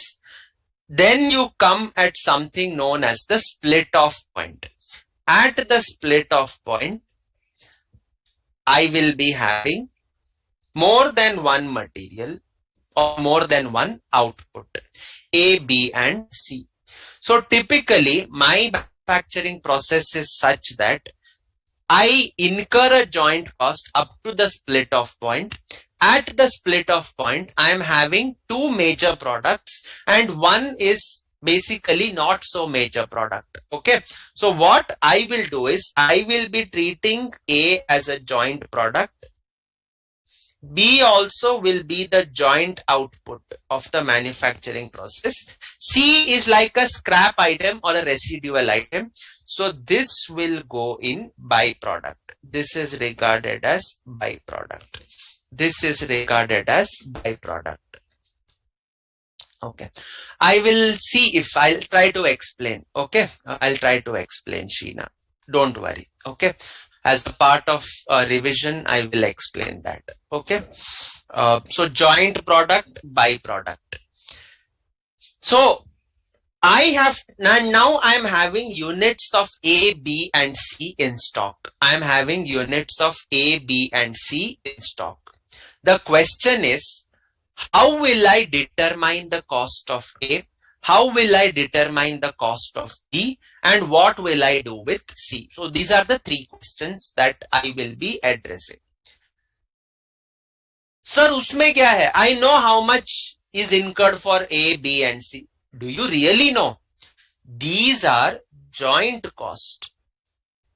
There is only one process that is happening and all the three units are coming out at the end of that process, or after up to a particular period one process, then you do further processing to manufacture A, B and C. But the bulk of A, B, C's cost is a joint cost. I do not know how much of it is going to A, how much goes to B, how much goes to C. And therefore, what Ind AS 2 tells? What Ind AS 2 tells is, you will have guidance for joint product, you will have guidance for byproduct separately. So what it tells is, if you have chosen to treat one of the products as a byproduct, if you have chosen to treat one of the products as a byproduct, you measure that byproduct at its net realizable value. You measure it at its net realizable value. Okay. Anyways, byproduct is always going to be sold at scrap. Okay. It does not have a marketable value outside. So this byproduct will be measured at its NRV, and this NRV will be deducted from the total joint cost. So less NRV of C. So what you are left with is net joint cost. So I have dealt with C. I have dealt with C.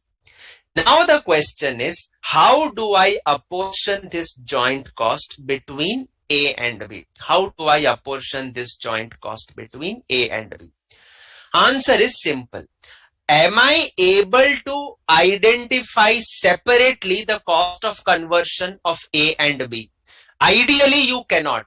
But suppose if you can, then based on that separately identifiable costs, you will allocate the joint cost to A and B. If you cannot, then the sales value at the split off point, the sales value at the split off point, sales value at split off point, you will do the allocation in this ratio. You will do the allocation in this ratio. If these products are not saleable at split off point, then you will do it or sales value on completion of production. Sales value on completion of production. Okay. Is it fine? So if your products are not saleable at split off point, then you will do the allocation depending on the sales value once the products are completed. So these are known as joint costs. The costs which I incur at this stage are known as further processing cost. These are known as further processing costs, FPC. Okay.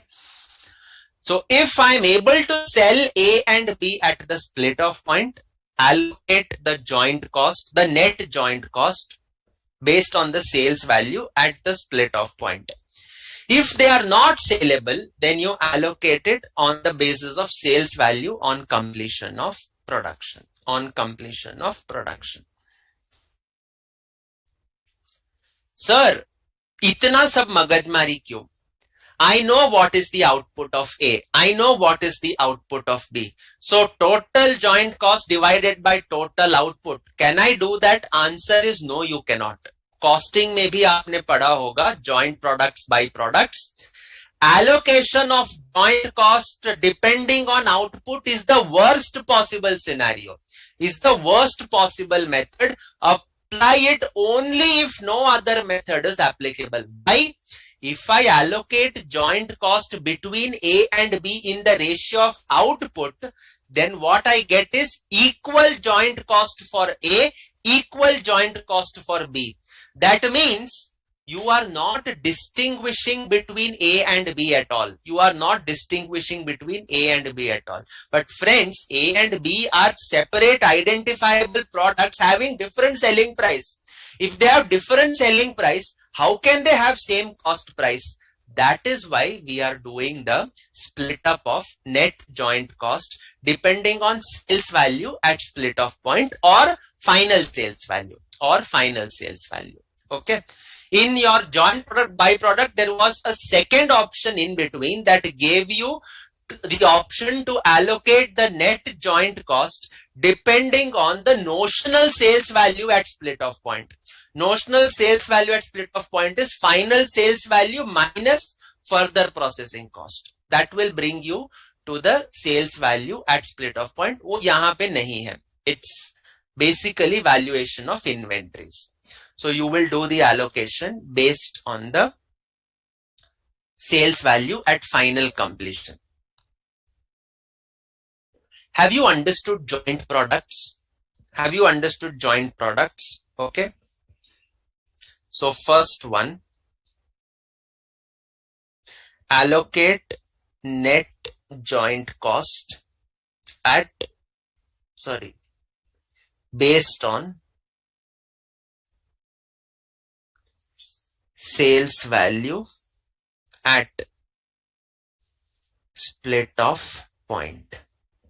This is if joint products are saleable at split off point. If they are saleable at split off point. Second one, allocate net joint cost based on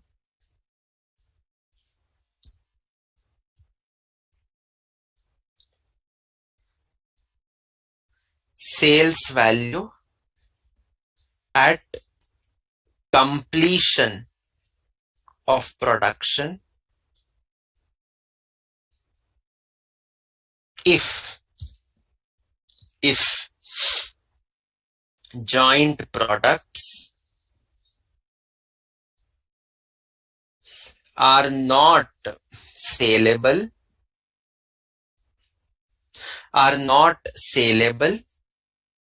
at split off point.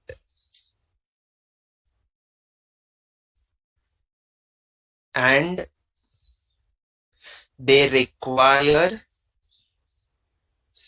further processing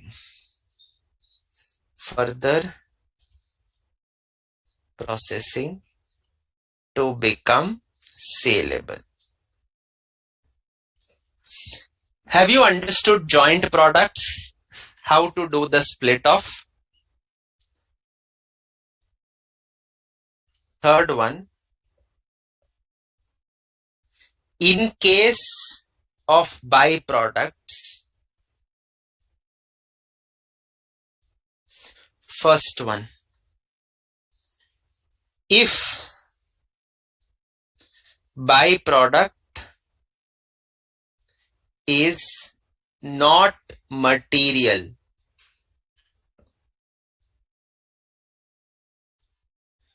calculate NRV of byproduct and deduct from joint cost. Deduct from joint cost.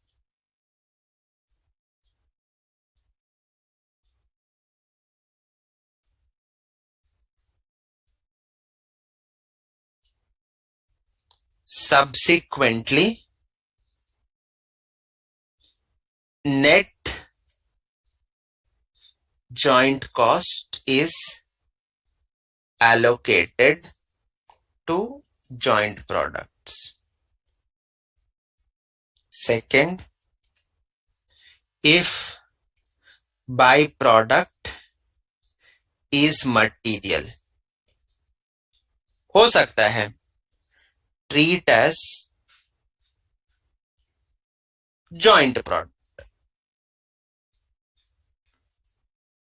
Refer 1 and 2 above.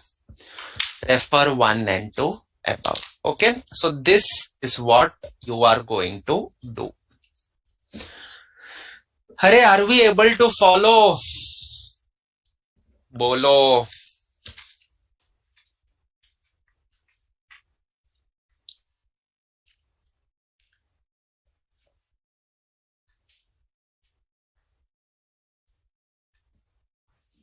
Are we able to follow joint products? Anush, Sairam, Sheena, Priya Garg. Feedback though, feedback.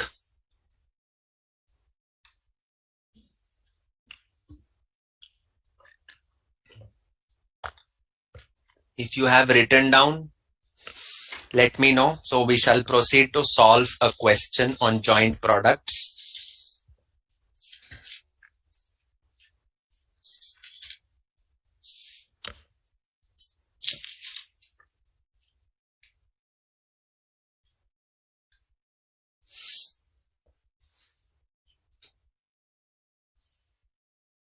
Yep. Done. Done. I'll wait for 2 more minutes. 8:45. If I don't get a response, I'll proceed further.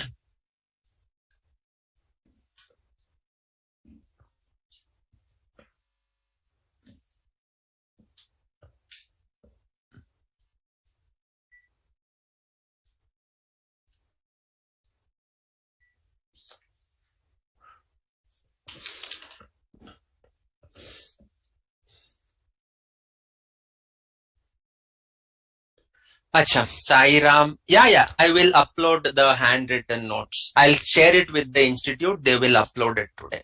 Okay.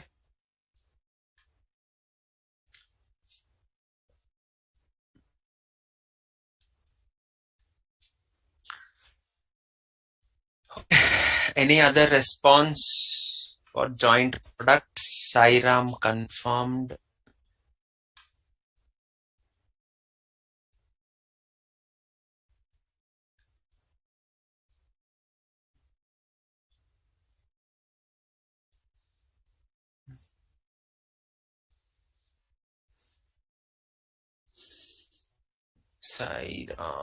Okay, so Sheena Jain has confirmed. Good. So now let us proceed to the question. Okay, छोटा सा question है. In manufacturing process of Mars Limited, one byproduct BP emerges besides two main products MP1 and MP2 apart from scrap. Okay, so manufacturing process कैसा है? It is something like this. This is the main process. Then I am having MP1 MP2, one byproduct BP, and I'm also having scrap. I'm also having scrap. So in all, 4 products are coming out. Okay. Now, what are details of cost of the production process are as under. Raw material 1,50,000, wages 90,000, fixed overhead 65, variable overheads 50. So the cost of this process is raw materials 1,50,000, wages, I write it as direct labor 90,000, then fixed overheads is 65,000, and variable overhead is 50,000. Okay. Closing stock 5,000 units of, this is output 5,000 units.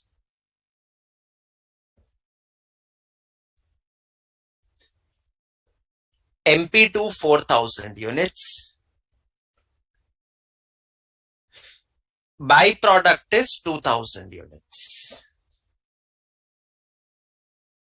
This is the output. This is the output.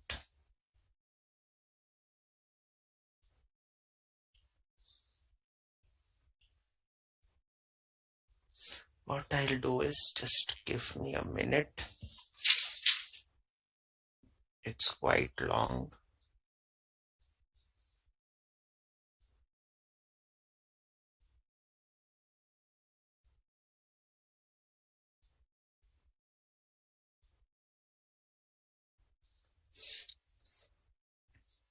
Closing stock 250 units and 100 units. 250 units, 100 units. Okay, this is your output. All right. So now the question is, average market price of MP1 and MP2 is 60 and 50 per unit respectively. Okay.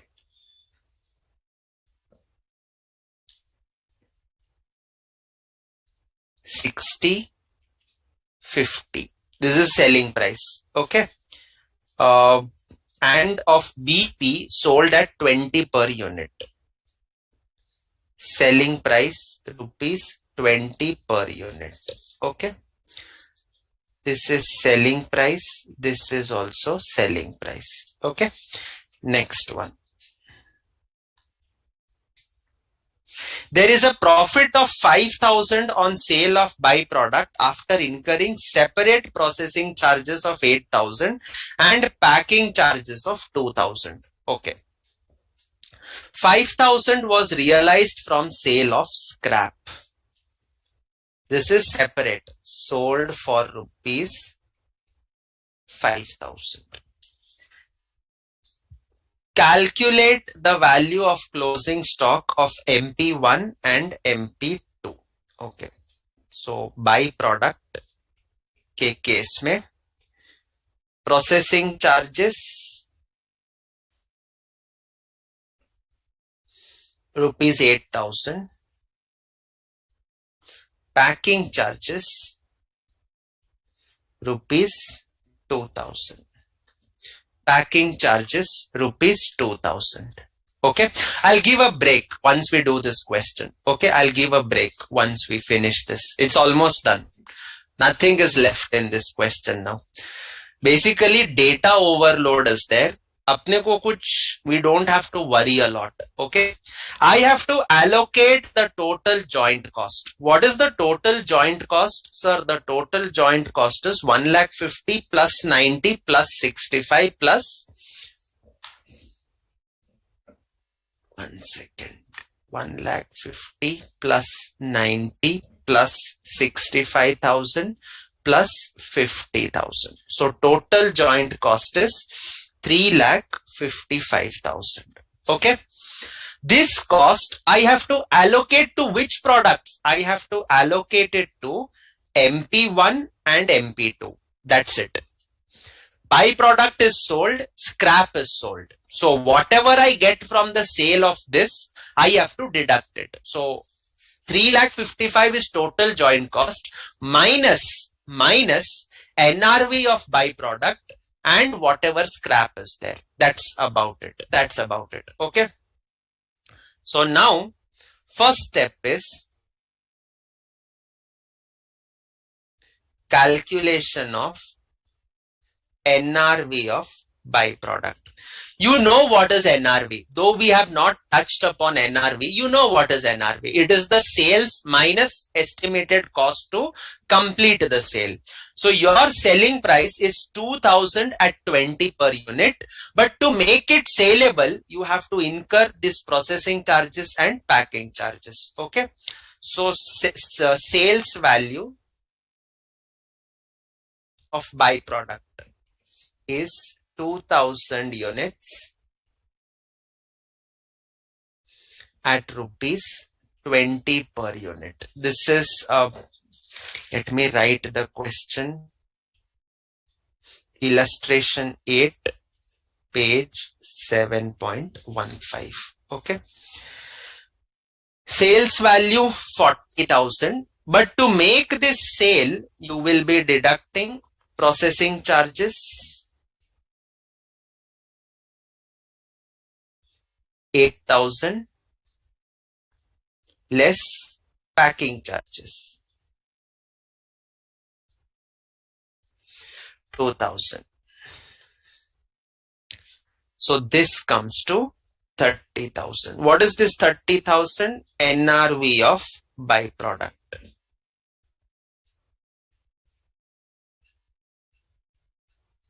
Next step is calculation of net joint cost.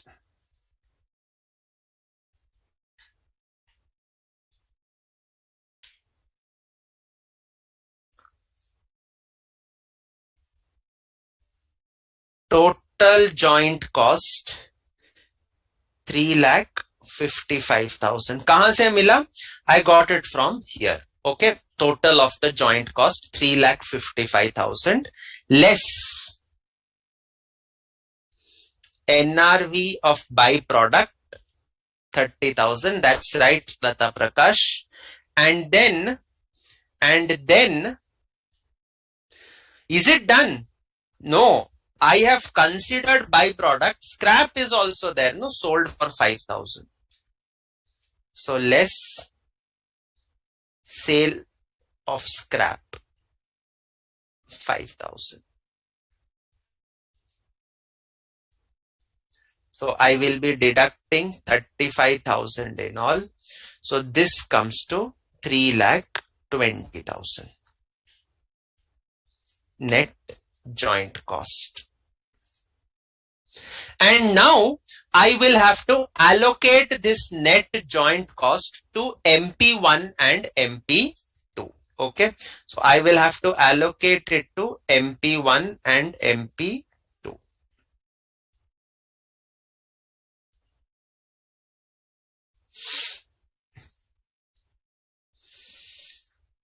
Chalo, let us do the allocation. So third step is allocation of net joint cost. Allocation of net joint cost. 3,20,000 MP1 MP2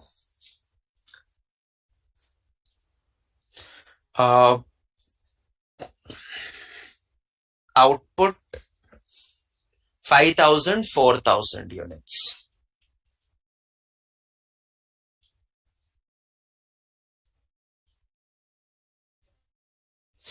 Do not, you will be tempted in exam conditions, you know, you cannot resist this temptation. Okay, it's very difficult. It's almost like beseeching you, it's begging you. वो आपसे हाथ जोड़ के मांग रहा है, divide 3,20,000 in the ratio of 5:4. Answer is no, you cannot.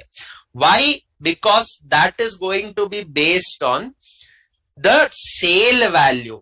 Dekho, if MP1 has the selling price of 60, MP2 has a selling price of 50, there will be a difference in the compositions of MP1 and MP2. So how can you divide it in the ratio of units? You cannot. If you divide in the ratio of units, it means you are giving equal cost to per unit of MP1, equal cost to per unit of MP2. If cost is same, how can you expect selling price to be the same? It cannot happen. Okay, so that is why do not divide it in this ratio. Multiply it by selling price per unit. Rupees 60, rupees 50. Therefore, sales value 5,000 into 60 is rupees 3 lakhs and this is rupees 2 lakhs. And now you split 3 lakh 20. Okay. Allocation in the ratio of 3:2. So 3 lakh 20 in the ratio of 3:2. So that gives you 1,92,000. And this is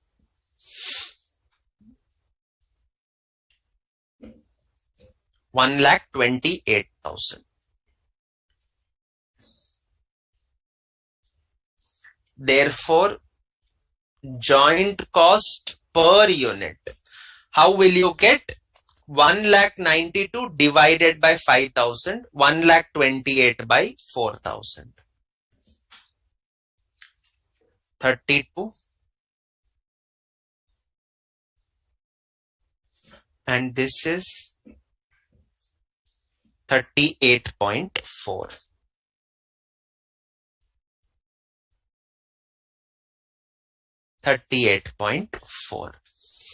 Okay.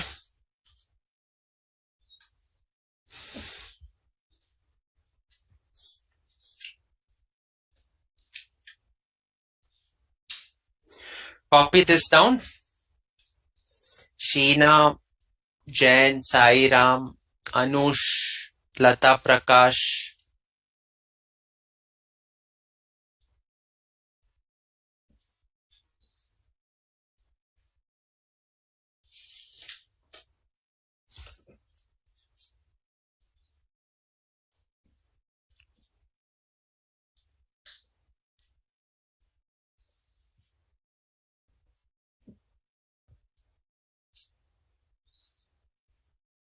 So this is cost per unit. Number of units in stock 250 and 100. Okay. So fourth one.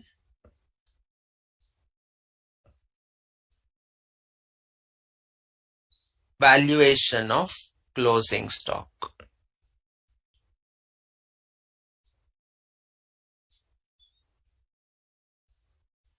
MP1,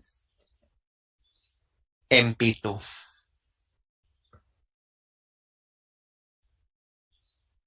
Closing stock 250 units, 100 units. Cost per unit 38.4, 32.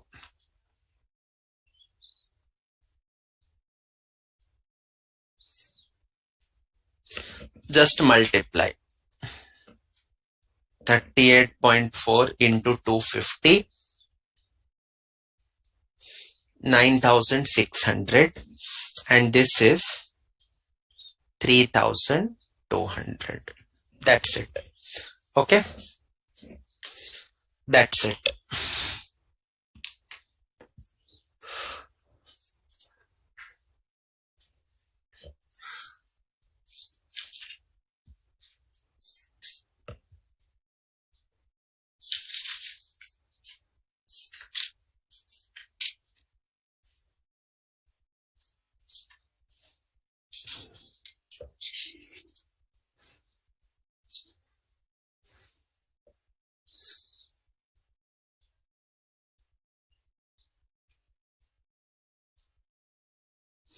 Okay, so happy. Yes, every single chapter of FR with all the minute details will be covered here. Definitely. Okay, don't worry. It will be covered. All the faculties teach all the topics in great detail.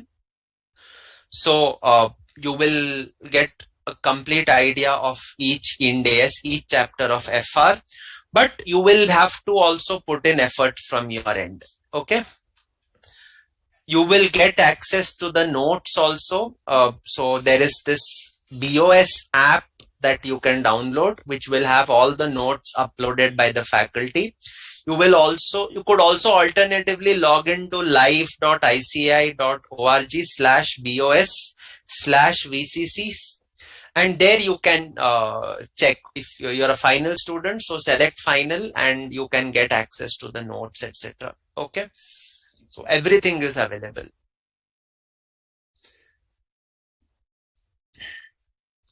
Okay, so that takes care of this question, and that also makes us to go on a 10-minute break. Okay, it's 9, so we resume at 9:10. We resume at 9:10. Okay, all right, fine.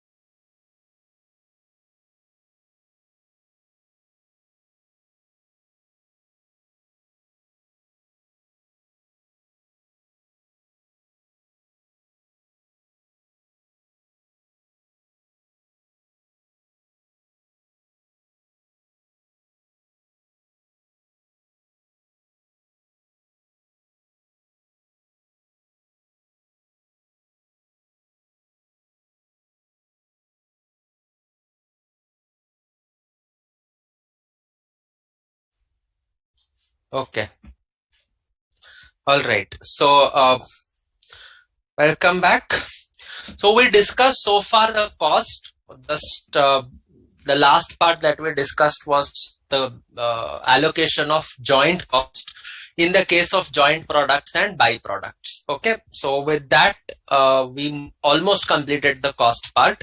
Agricultural produce, I told you, whatever be the produce that is harvested, okay, the mangoes that you have plucked, they are measured on initial recognition at fair value less cost to sell. Okay, they are measured at fair value less cost to sell at the point of harvest, and this will then become the cost of inventories at that date for application of this standard. Okay, so that is what we take away from Ind AS 41. Read with Ind AS 2. So that kind of settles the debate for agricultural produce. So we have completed all the aspects relating to cost. Now you have certain techniques, etc., for measurement of cost. Before that, we will take a view at this chart that is prepared. How do I value my inventories? So inventories are categorized broadly under two headings. Inventories ordinarily interchangeable, inventories not ordinarily interchangeable. So what does this mean? Not ordinary interchangeable means, example, customized inventories like jewelry, furniture, etc. Okay, you go to a carpenter and you tell the carpenter that I want a wardrobe. You give him the specifications. It should be of teak wood or rose wood or whatever wood. You tell him this is the sunmica, this is the polish, this is the size, everything is there. Now, suppose you do not buy that inventory from him. Can he sell that inventory to somebody else? Answer is no, he cannot. It is a customized inventory made specially and specifically for your size, your tastes, your requirements. Similarly, jewelry. Okay, a lady goes to a store and places an order for whatever jewelry, bangles or necklace or rings or bracelet, whatever it is. Now, what is her taste will be quite different from the taste of another customer.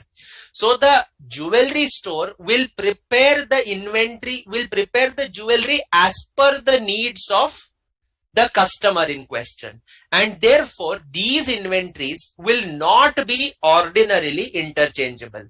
मतलब क्या है, आप किसी का inventory किसी और को चिपका नहीं सकते. You cannot give the inventory of one person to another person saying that वो नॉर्मल इन्वेंटरी स्टॉक में नहीं है, आप इससे काम चला लो. वो नहीं हो सकता यहाँ पे. It cannot happen. So therefore, how do I value the inventory in this case? In this case, I have to follow specific identification method. Specific identification method means what? It means that I can identify specifically what is the cost that is incurred. So I gave the order to the carpenter. Carpenter purchases teak wood. Carpenter purchases polish. Carpenter purchases sunmica. Okay. He purchases all the necessary tools and equipments also for carrying on the job. So I can specifically identify ki this job I have spent so much. The jewelry case, suppose one lady places an order for a necklace, another customer places an order for a bracelet. I can specifically identify.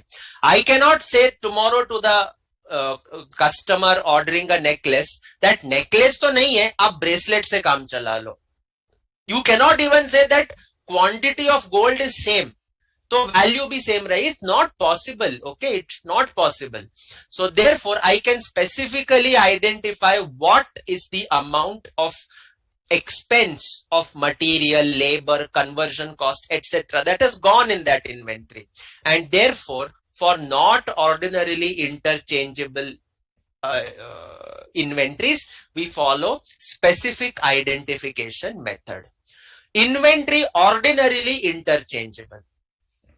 Take motor vehicles, for example. Okay, take motor vehicles.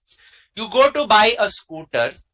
On the day you go to place the order, you place an order for a scooter, a two-wheeler Activa, for example. You have placed an order for a particular black color model. Okay, black color I placed. Now on the date of delivery, I am almost about to take delivery. Somebody else also comes in at the same time.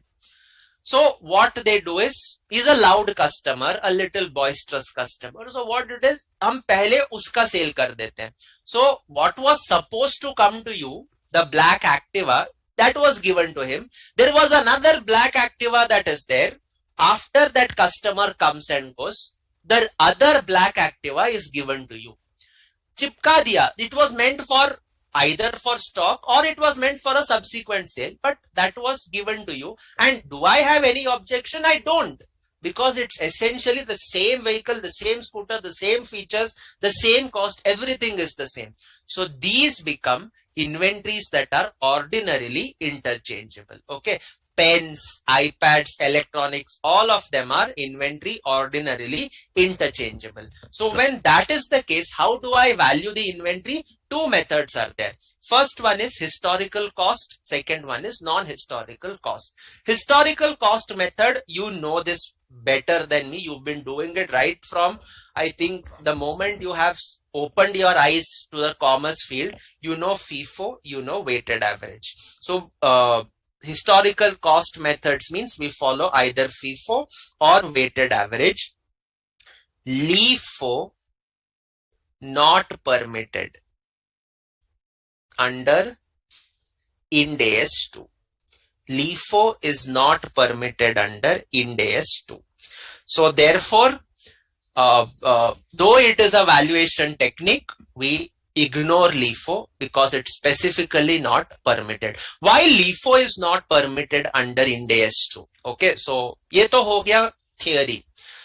All of us know. Question is, why is LIFO not permitted?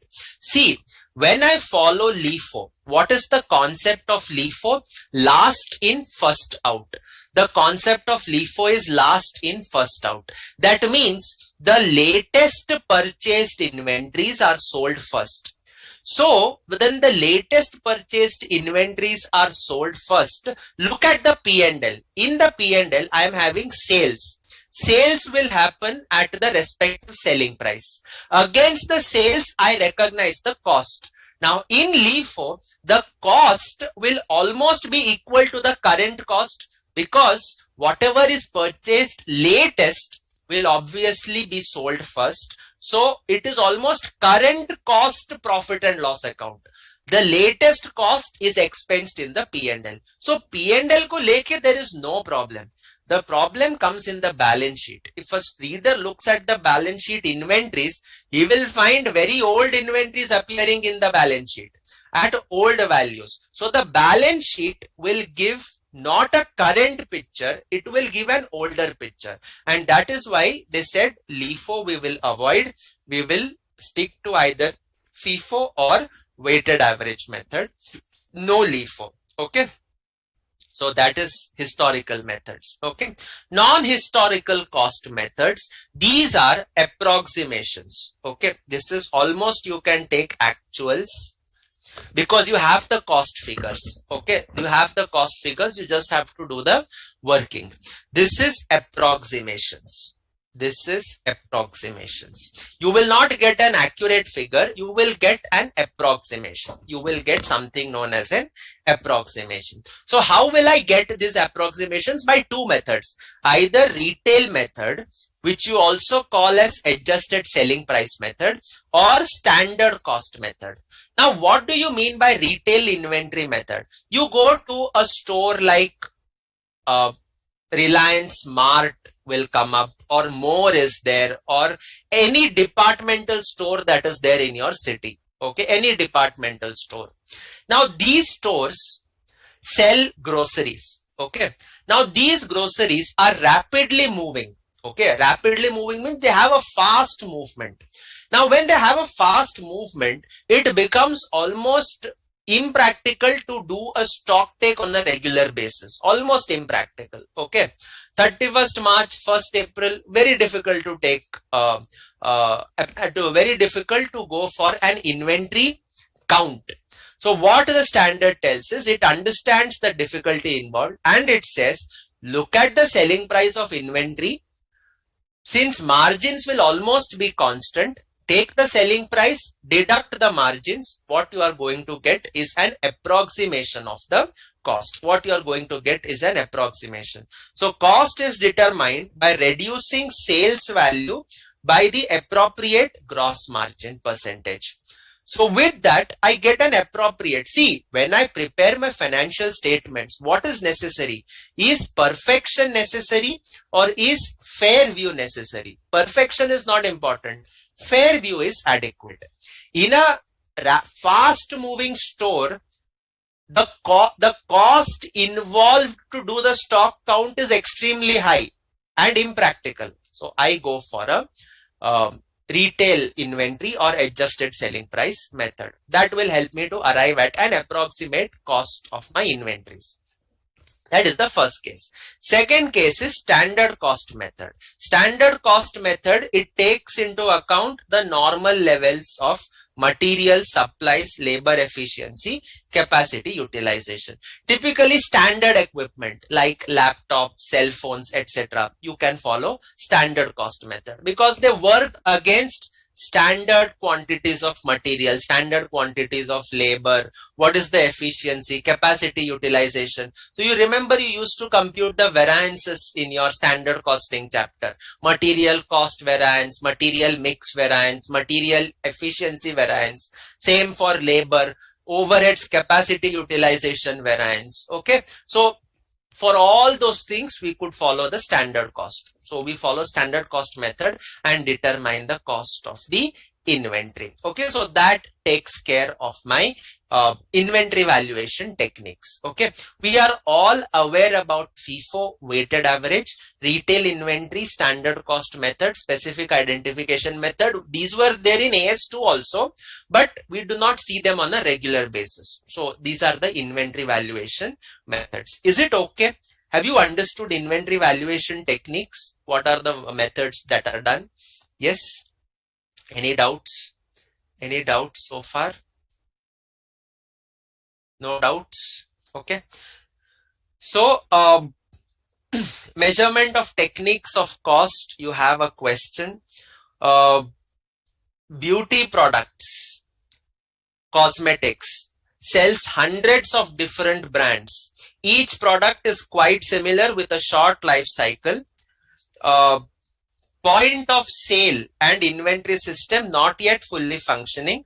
Sales manager unsure about the cost but is confident of selling price and reliably informed you that the company makes a gross margin of 65%. So how would you do the measurement? How would you do the measurement? This would be based on retail method. This would be based on retail method. Then in the second case, sells handbags. Company manufactures their own handbags. The handbags are manufactured in India in the head office factory, which has made handbags for the last 50 years. Normally 100,000 handbags a year are manufactured, which uses 15% of the space and overheads of the head office factory. Employs 10 people, efficient division within the overall company. So what can you do here? Standard cost method. You can follow standard cost method. These cars, assembly lines, for example. Assembly lines are all working on standards. Okay. You know how much labor, material, etc. will go. Absolutely precision oriented. Okay. So follow standard cost method. That simplifies your calculations. Okay. So this takes care of illustration 9. And we have also done cost formula, inventory valuation techniques. Okay. All right. We have discussed FIFO. We have discussed weighted average. We have discussed LIFO, not an acceptable cost formula under Ind AS 2. So we have done it. I have also told you that LIFO attempts to match current cost with current revenues. Latest purchased is what is sold first. And so this is the latest cost with the latest revenue. So P&L excludes the effect of holding gains or losses. So you are achieving something closer to replacement cost accounting for the P&L, but you disregard the statement of financial position, that is the balance sheet.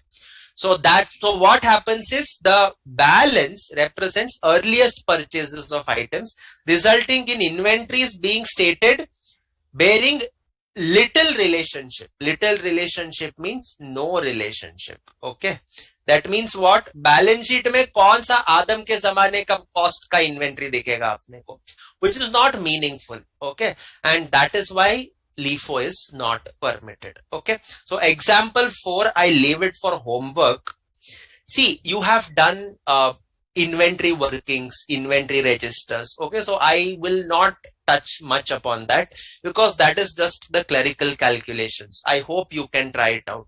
Please confirm, are you comfortable with FIFO and weighted average workings? Yes, guys who are watching.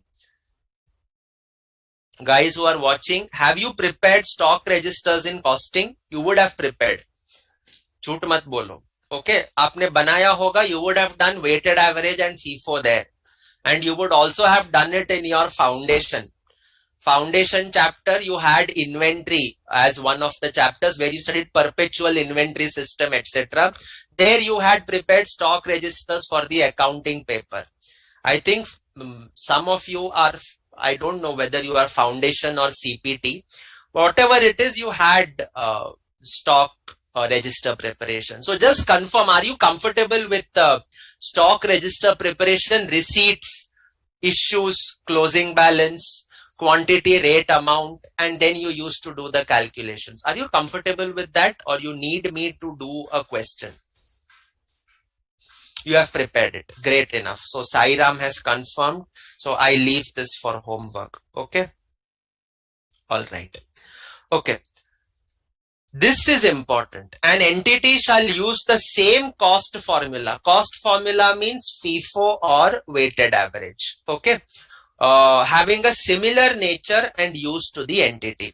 But for inventories with different use, different cost formulas may be justified. So for example, you would be having entities like, suppose you have an entity that is dealing in petrol as well as retail. Okay, Reliance is having a parent dealing in petrol and subsidiary dealing in retail. We take it as one company. So the petroleum can be valued at weighted average, whereas the retail goods may be valued at FIFO.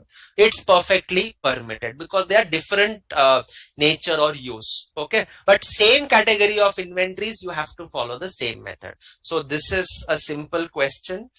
You can do it for homework based on the same concept. Okay. I leave this for homework. It's a stock register question. You should be able to solve it. Okay. So that takes care of FIFO, LIFO, weighted average, cost formula, everything. Now we move on to the next part, that is net realizable value. Cost is done. We then move on to net realizable value. What is net realizable value? Sir, this is expected selling price less expected costs of sale or completion. Whatever is there. Okay. Whatever is there, this is going to be your net realizable value. This is going to be your net realizable value. Okay. So, why is this important? Because now we come to the principle, inventories should be valued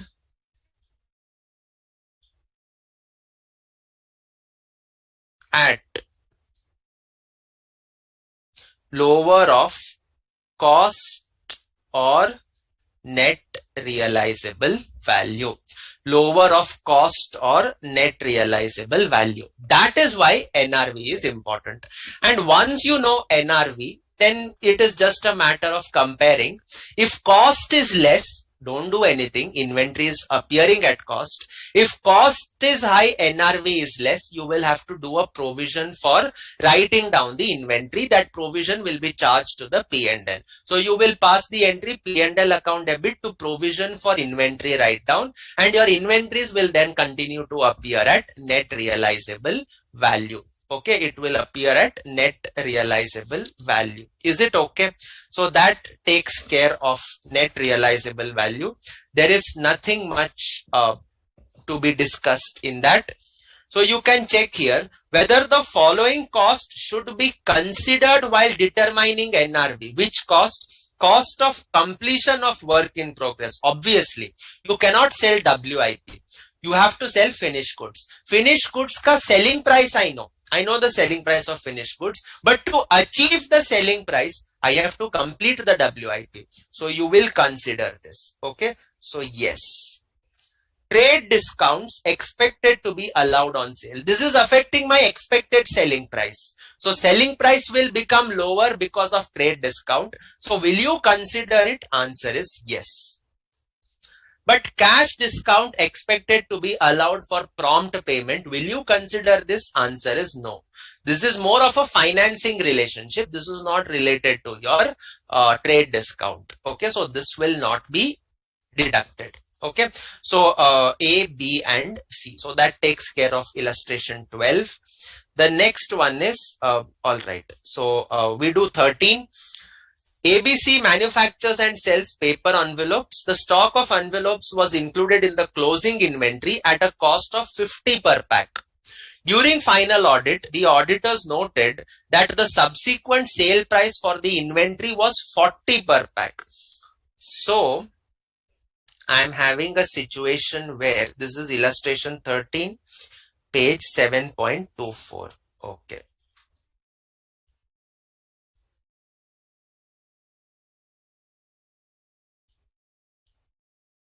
Illustration 13, page 7.24. Okay.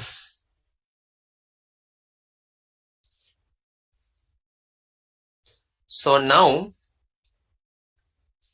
31st March 20x1. On this date, the inventory is there of envelopes. Those inventories are having a cost of rupees 50. Rupees 50. On 15th April 20x1, the selling price was rupees 40. The selling price was rupees 40. So the selling price fell down. Why did it fall down? Enquiry reveals that a water leakage has created the damages and the glue to the paper and the glue. Accordingly, in the following week, that means in this period, okay, what has happened is spent a total of 15 per pack. Okay, so cost of what you can say damage repair, rupees 15 per pack. So now the question is calculate NRV and inventory write down, that is the loss. So your NRV on 31st March 20x1 is selling price of 40 minus, to achieve 40 you have to first do the repairs. So therefore NRV comes to rupees 25 per pack. As against that, cost is rupees 50 per pack. Therefore write down, which goes to the P&L, is rupees 25 per pack. Is rupees 25 per pack. So in the balance sheet, I will show 25. This goes in the balance sheet, and in the P&L also I will have 25. In the P&L also I will have 25. Okay. So this question is taken care of. All right. Now Illustration 14. At the end of its financial year, company P has 100 units of inventory on hand recorded at a carrying amount of 10 per unit. Okay. The current market price is 8 per unit at which these units can be sold. P has a firm sales contract with Q to sell 60 units at 11 per unit, which cannot be settled net.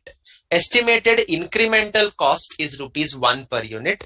Determine the NRV of the inventory of company P. So this is illustration 14. Page 7.25. Okay. So now 100 units. At what is the cost of manufacturing? Carrying amount is rupees 10. At rupees 10. Now out of this 100, I have a firm order of 60 units and others. That means not firm order, 40 units. Now firm order means it is a guaranteed sale, and the guaranteed sale is happening at 11 per unit with incremental selling cost of rupees 1. So selling price 11, incremental cost 1. So 10 rupees is my NRV. Whereas in this case, selling price is 8 in the market. This is not having a firm contract. So current market price is rupees 8. But to make that sale, I will incur incremental cost of rupees 1. So this comes to 7 NRV. Okay. So therefore, total 60 into 10 is 600 and 40 into 7 is 280. So total comes to how much? Total comes to 880. 600 plus 280 comes to 880. So that is illustration 14. That is illustration 14. Okay. So NRV is typically the expected selling price minus incremental cost of completion or sale. If you have a firm contract, then the selling price as per the contract is to be considered. Okay. So we have written somewhere expected selling price or contracted price Okay. Selling price if there is no firm order, contracted price in case of firm order, in case of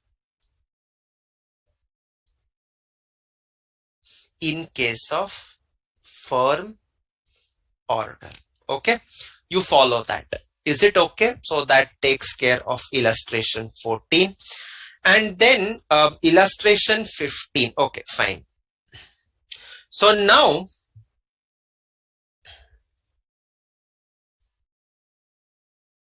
comparing cost and NRV. First, to be done on item by item basis.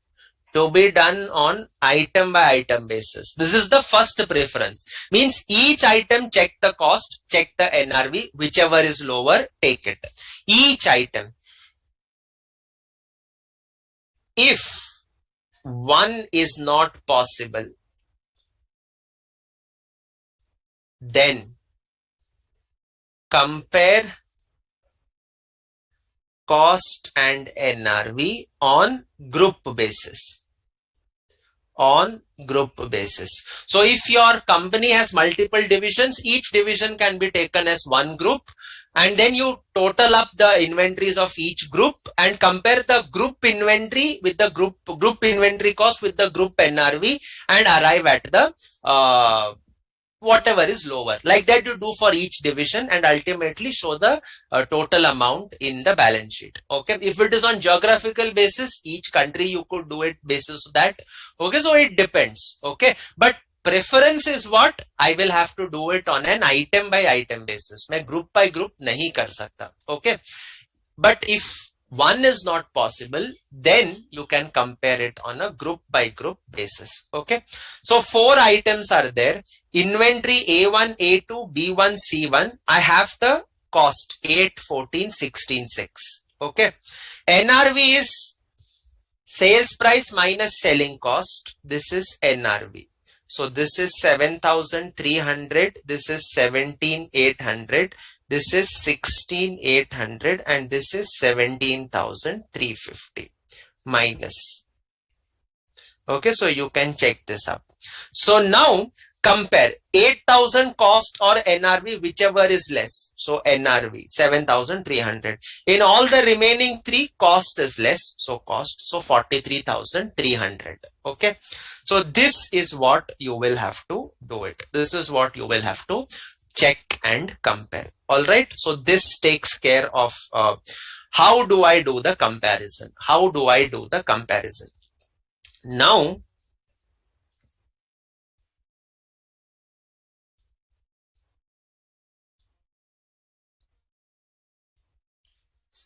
inventories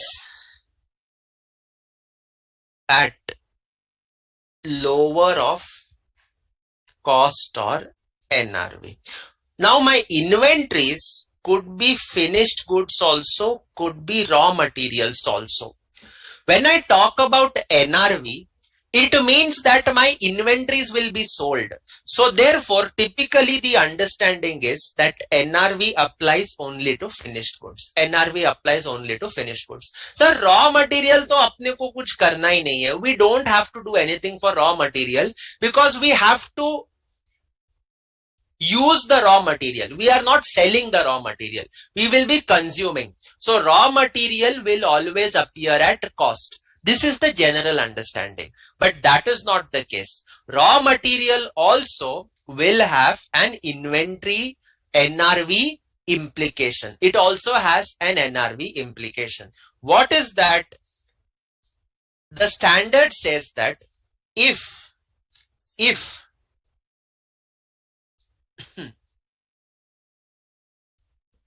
finished goods in which raw materials are used are sold below cost, then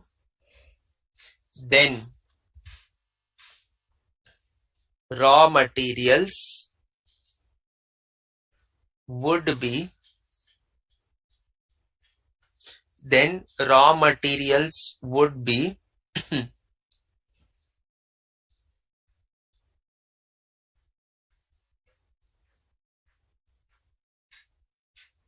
written down to replacement cost. That is, raw material would be valued at lower of cost or replacement value.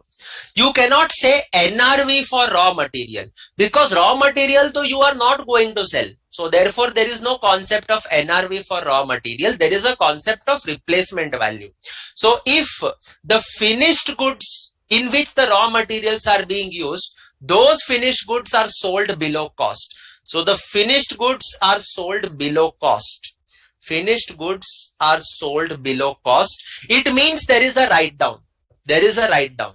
So this write down has also to be reflected in the raw materials. So raw materials will be written down.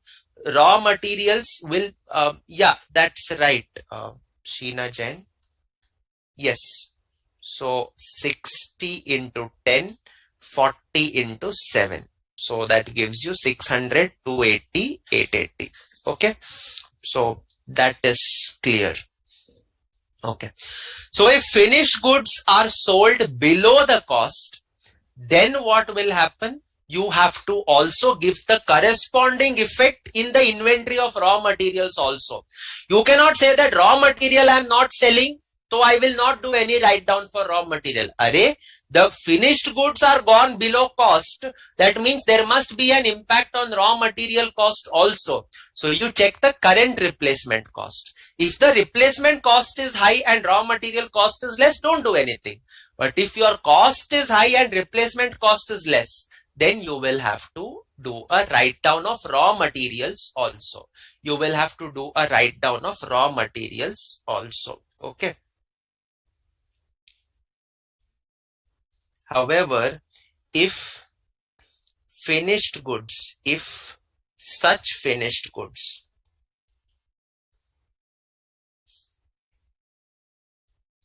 are sold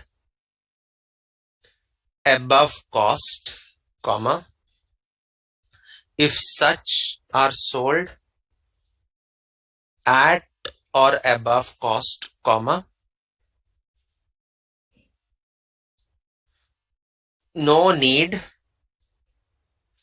to write down raw materials below cost. No need to write down raw materials below cost. So what is important is check the selling price of finished goods.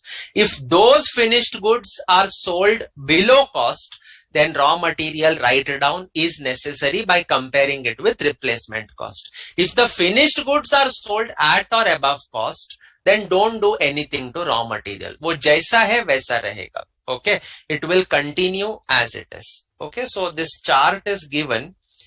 Material and other supplies held for use. That means this is raw materials. Okay, which is measured as NRV. That means replacement cost is taken to be NRV. Okay, so that takes care of this concept. Very important one. If at all you get a question on cost or NRV testing, it is likely to be from this concept, because this is a generally neglected concept from a student's perspective. Okay, and it's fairly important also.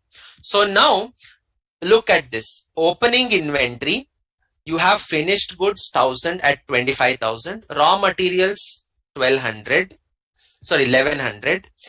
valued at 11,000. Purchases 10,000. You purchase raw materials, not finished goods in this manufacturing sector. Okay. Labor, fixed overhead, sales, closing inventory of raw materials. Expected production for the year was 15,000 kgs. Due to fall in market demand, the sale price of finished goods was 20 per kg and the replacement cost for raw material was 9.5 kg per kg on the closing day. So you are required to calculate the closing inventory as on date. So what do I have? I have the selling price of finished goods.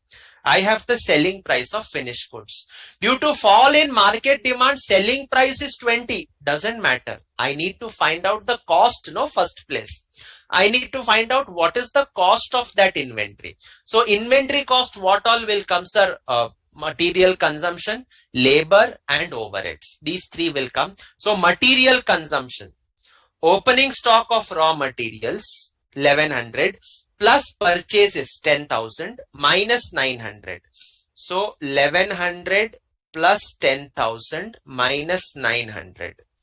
This is raw material consumed. So this comes to 10,200 kgs. This comes to 10,200 kgs. Okay. So now you can check. This is rupees 10 per kg. 11,000 by 1100. This is also rupees 10 per kg. So raw material consumption will happen at rupees 10 per kg. Okay. Consumption. So 10,200 into 10, 1,02,000. Labor, let us look at labor straight away. 76,500, 76,500. Fixed overheads, I will have to follow which costing? I will have to follow absorption costing. So 75,000 is fixed overheads. Expected production was 15,000 kg. So absorption rate is equal to 75,000 divided by 15,000 is equal to rupees 5 per kg. Rupees 5 per kg. How many kgs did I manufacture? Well, you can check. Opening inventory of finished goods is 1000. Sales is 10,000. closing inventory is 1200. So how many units did you manufacture? How many kgs did you manufacture?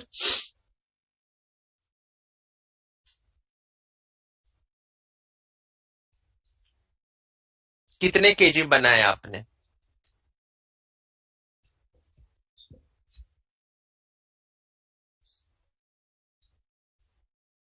Finished goods, opening stock plus manufactured minus sales is equal to closing. So what is your opening stock? Sir, opening stock is 1000. Manufacturing, I am finding out.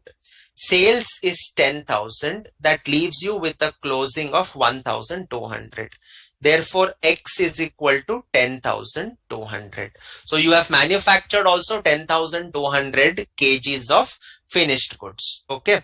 Finished goods manufactured also is 10,200. Opening plus manufactured minus sales is equal to closing. So opening is 1000, sales is 10,000, closing stock is 1200. So you would have manufactured 10,200. So overheads absorbed 75,000 divided by 15,000 into 10,200. So that gives you 51,000. Cost of production 229,500. Total it up. Number of kgs 10,200. So cost of closing inventory 22.5. NRV is 20. NRV is given to you to be 20 per kg. So is the inventory of finished goods having an NRV below cost? Answer is yes. Because inventory of finished goods is less than cost, NRV of finished goods is less than stock, raw materials will be valued at replacement cost of 9.5. So how are you going to value your inventory? 1200 kgs in closing stock of finished goods. This I will value at NRV of 20. So that is 24,000. And raw materials, how much is there in stock? 900 into 9.5. 900 into 9.5, 8550. So 32,550. That is fairly simple. I was a little fast, but I hope you have understood. I hope you have understood. Okay. This is absorption. 75,000 divided by 15,000.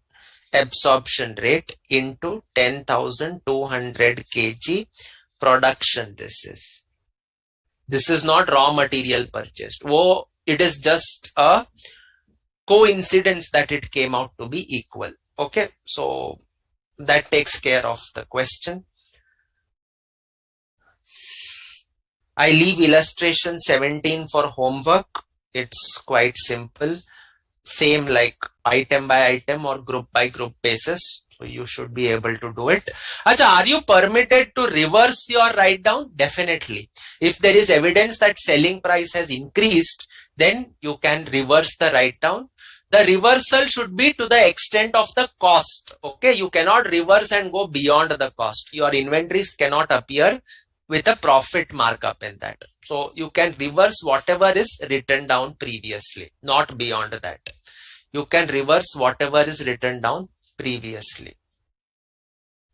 Okay. Amount of write down is reversed. That is, the reversal is limited to the amount of original write down. Okay. जितना write down किया था उतना reverse आप कर सकते हो. You can do that much of reversal. Okay. So that completes my discussion on inventories. Where do I disclose? Where do I disclose? What do I disclose? You can go through it. Nothing that you do not know. Okay. So if I have to show presentation of inventories,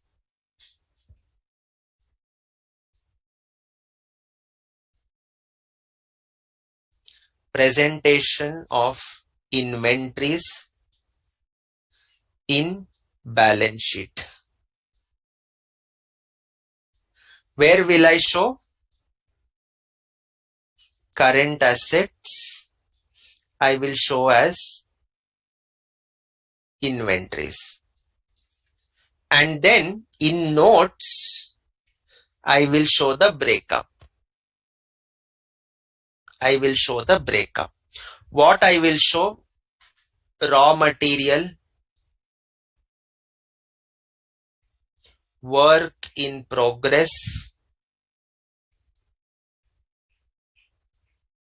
finished goods, traded goods. Next, stores and spares,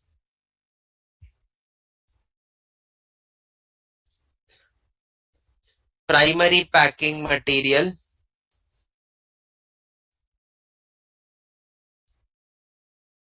and if at all you have goods in transit.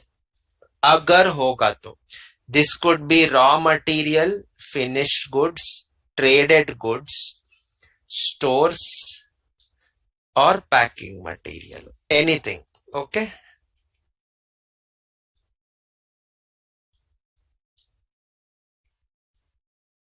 Less. Provision for obsolescence or write down.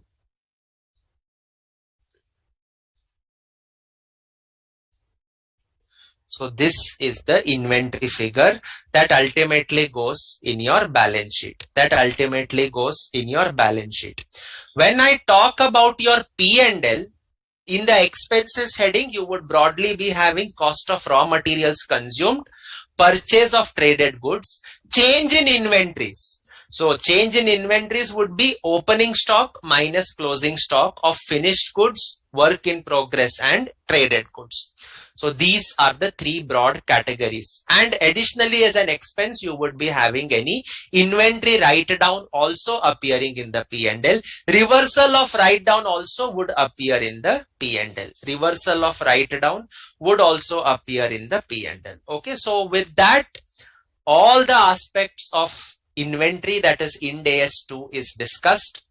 Everything is covered. What I want you guys to do is, these questions are extremely simple. So I want you to try these questions. 1, 2. I will mark which one is important for you.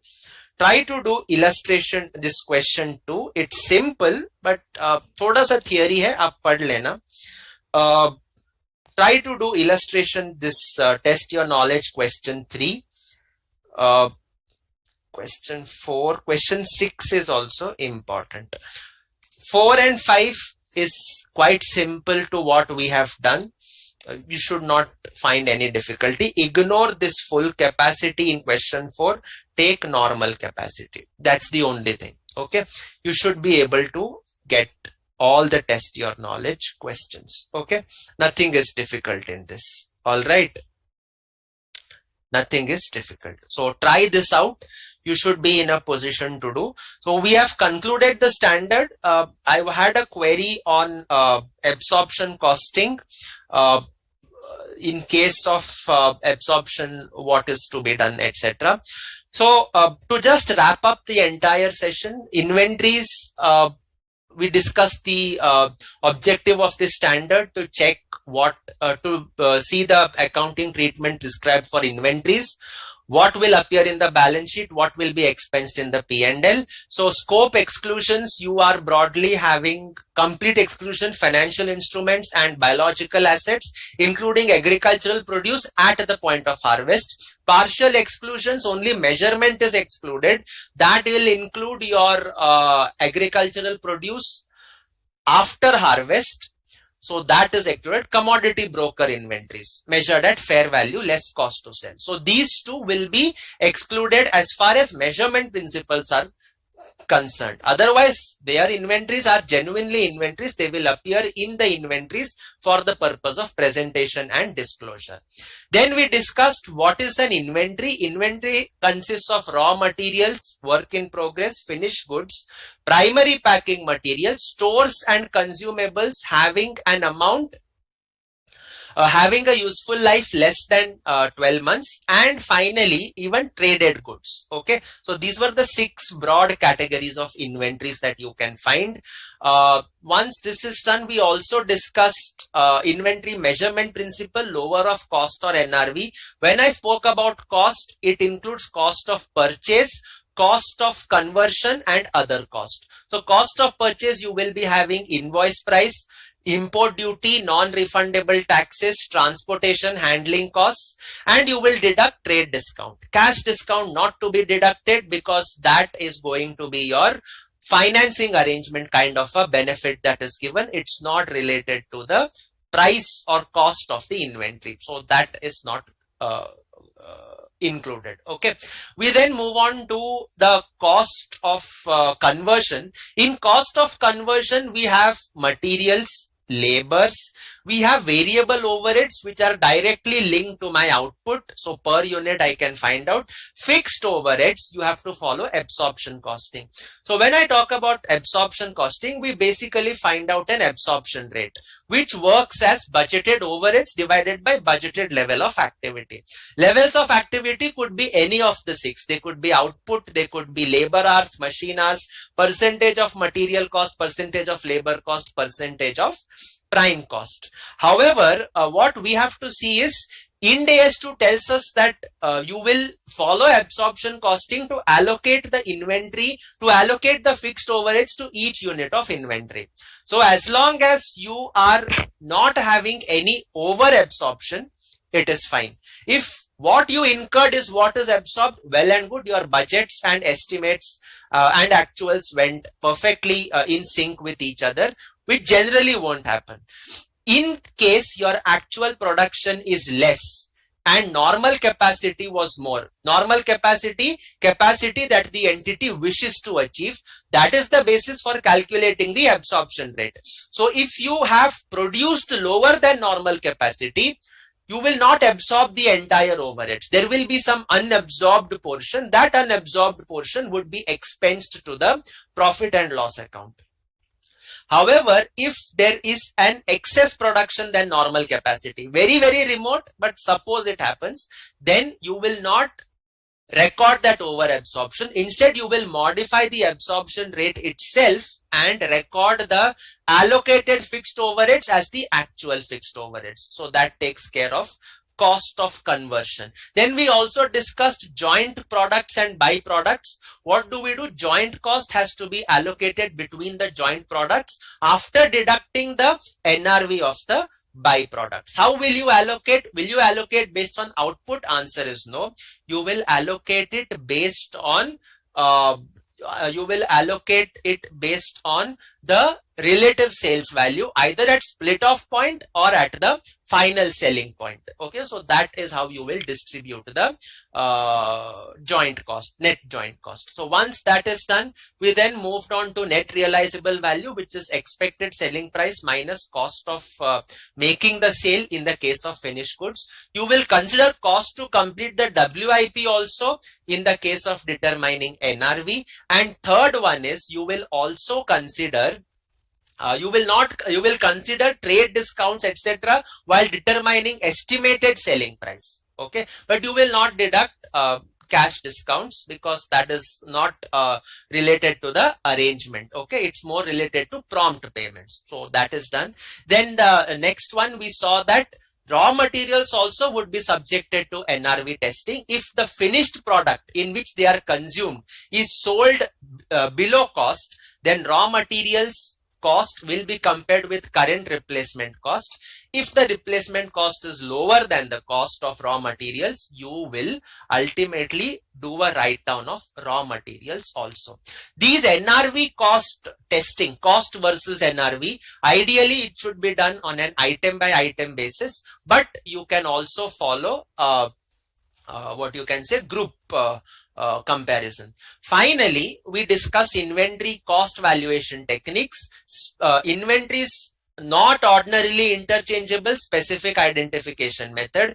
Inventories ordinarily interchangeable. We follow we follow either historical cost method, FIFO, or weighted average. LIFO is not permitted under Ind AS 2. And in the case of inventory, in the case of non-historical cost method, we are given the option to follow the retail or adjusted selling price method or standard cost method, depending on which industry you are operating in.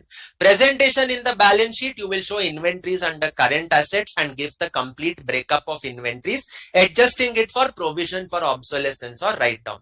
In the P&L, you will be expensing out first one is consumption of raw materials. Second one is purchase of traded goods. Third one is change in inventories of finished goods, work in progress, and traded goods. And you will give the workings of these in the notes forming part of the profit and loss. Okay. Can I reverse a write down that was made previously? Yes. If you have evidence that the selling price has gone up, then you can reverse only to the extent of the write down that you had done earlier, not beyond that. Okay. So that concludes our discussion on Ind AS 2 in totality. It's a fairly simple standard. Most of it you are well aware of. There is nothing extra that needs to be explained or discussed. Do those questions, you should be in a position to appreciate the standards. Okay. So that concludes our discussion. Any doubts or anything, let me know. I don't think there are any doubts. I'll wait for a couple of minutes. I'll wait for 2-3 minutes. If there are no doubts, then I shall proceed to end the session. Okay.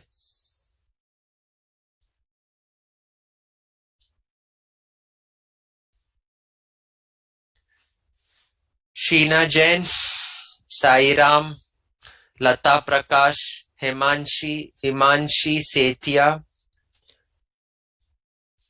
Today there were 2-3 new students. Priya Garg, Anush, Shanbhog. All clear? Is the inventory standard understood? No doubts. Excellent. So Priya Garg has confirmed. Anyways, that winds up our session. 1 or 2 more. Okay, Sairam confirmed, Sheena Jain confirmed. Yes. So with that, we conclude the session then, and we shall meet up on 9th of June with a very small topic, that is integrated reporting, and 11th of June with corporate social responsibility. Okay. Until then, stay safe and take care, all of you. Okay. See you guys. Nisarg.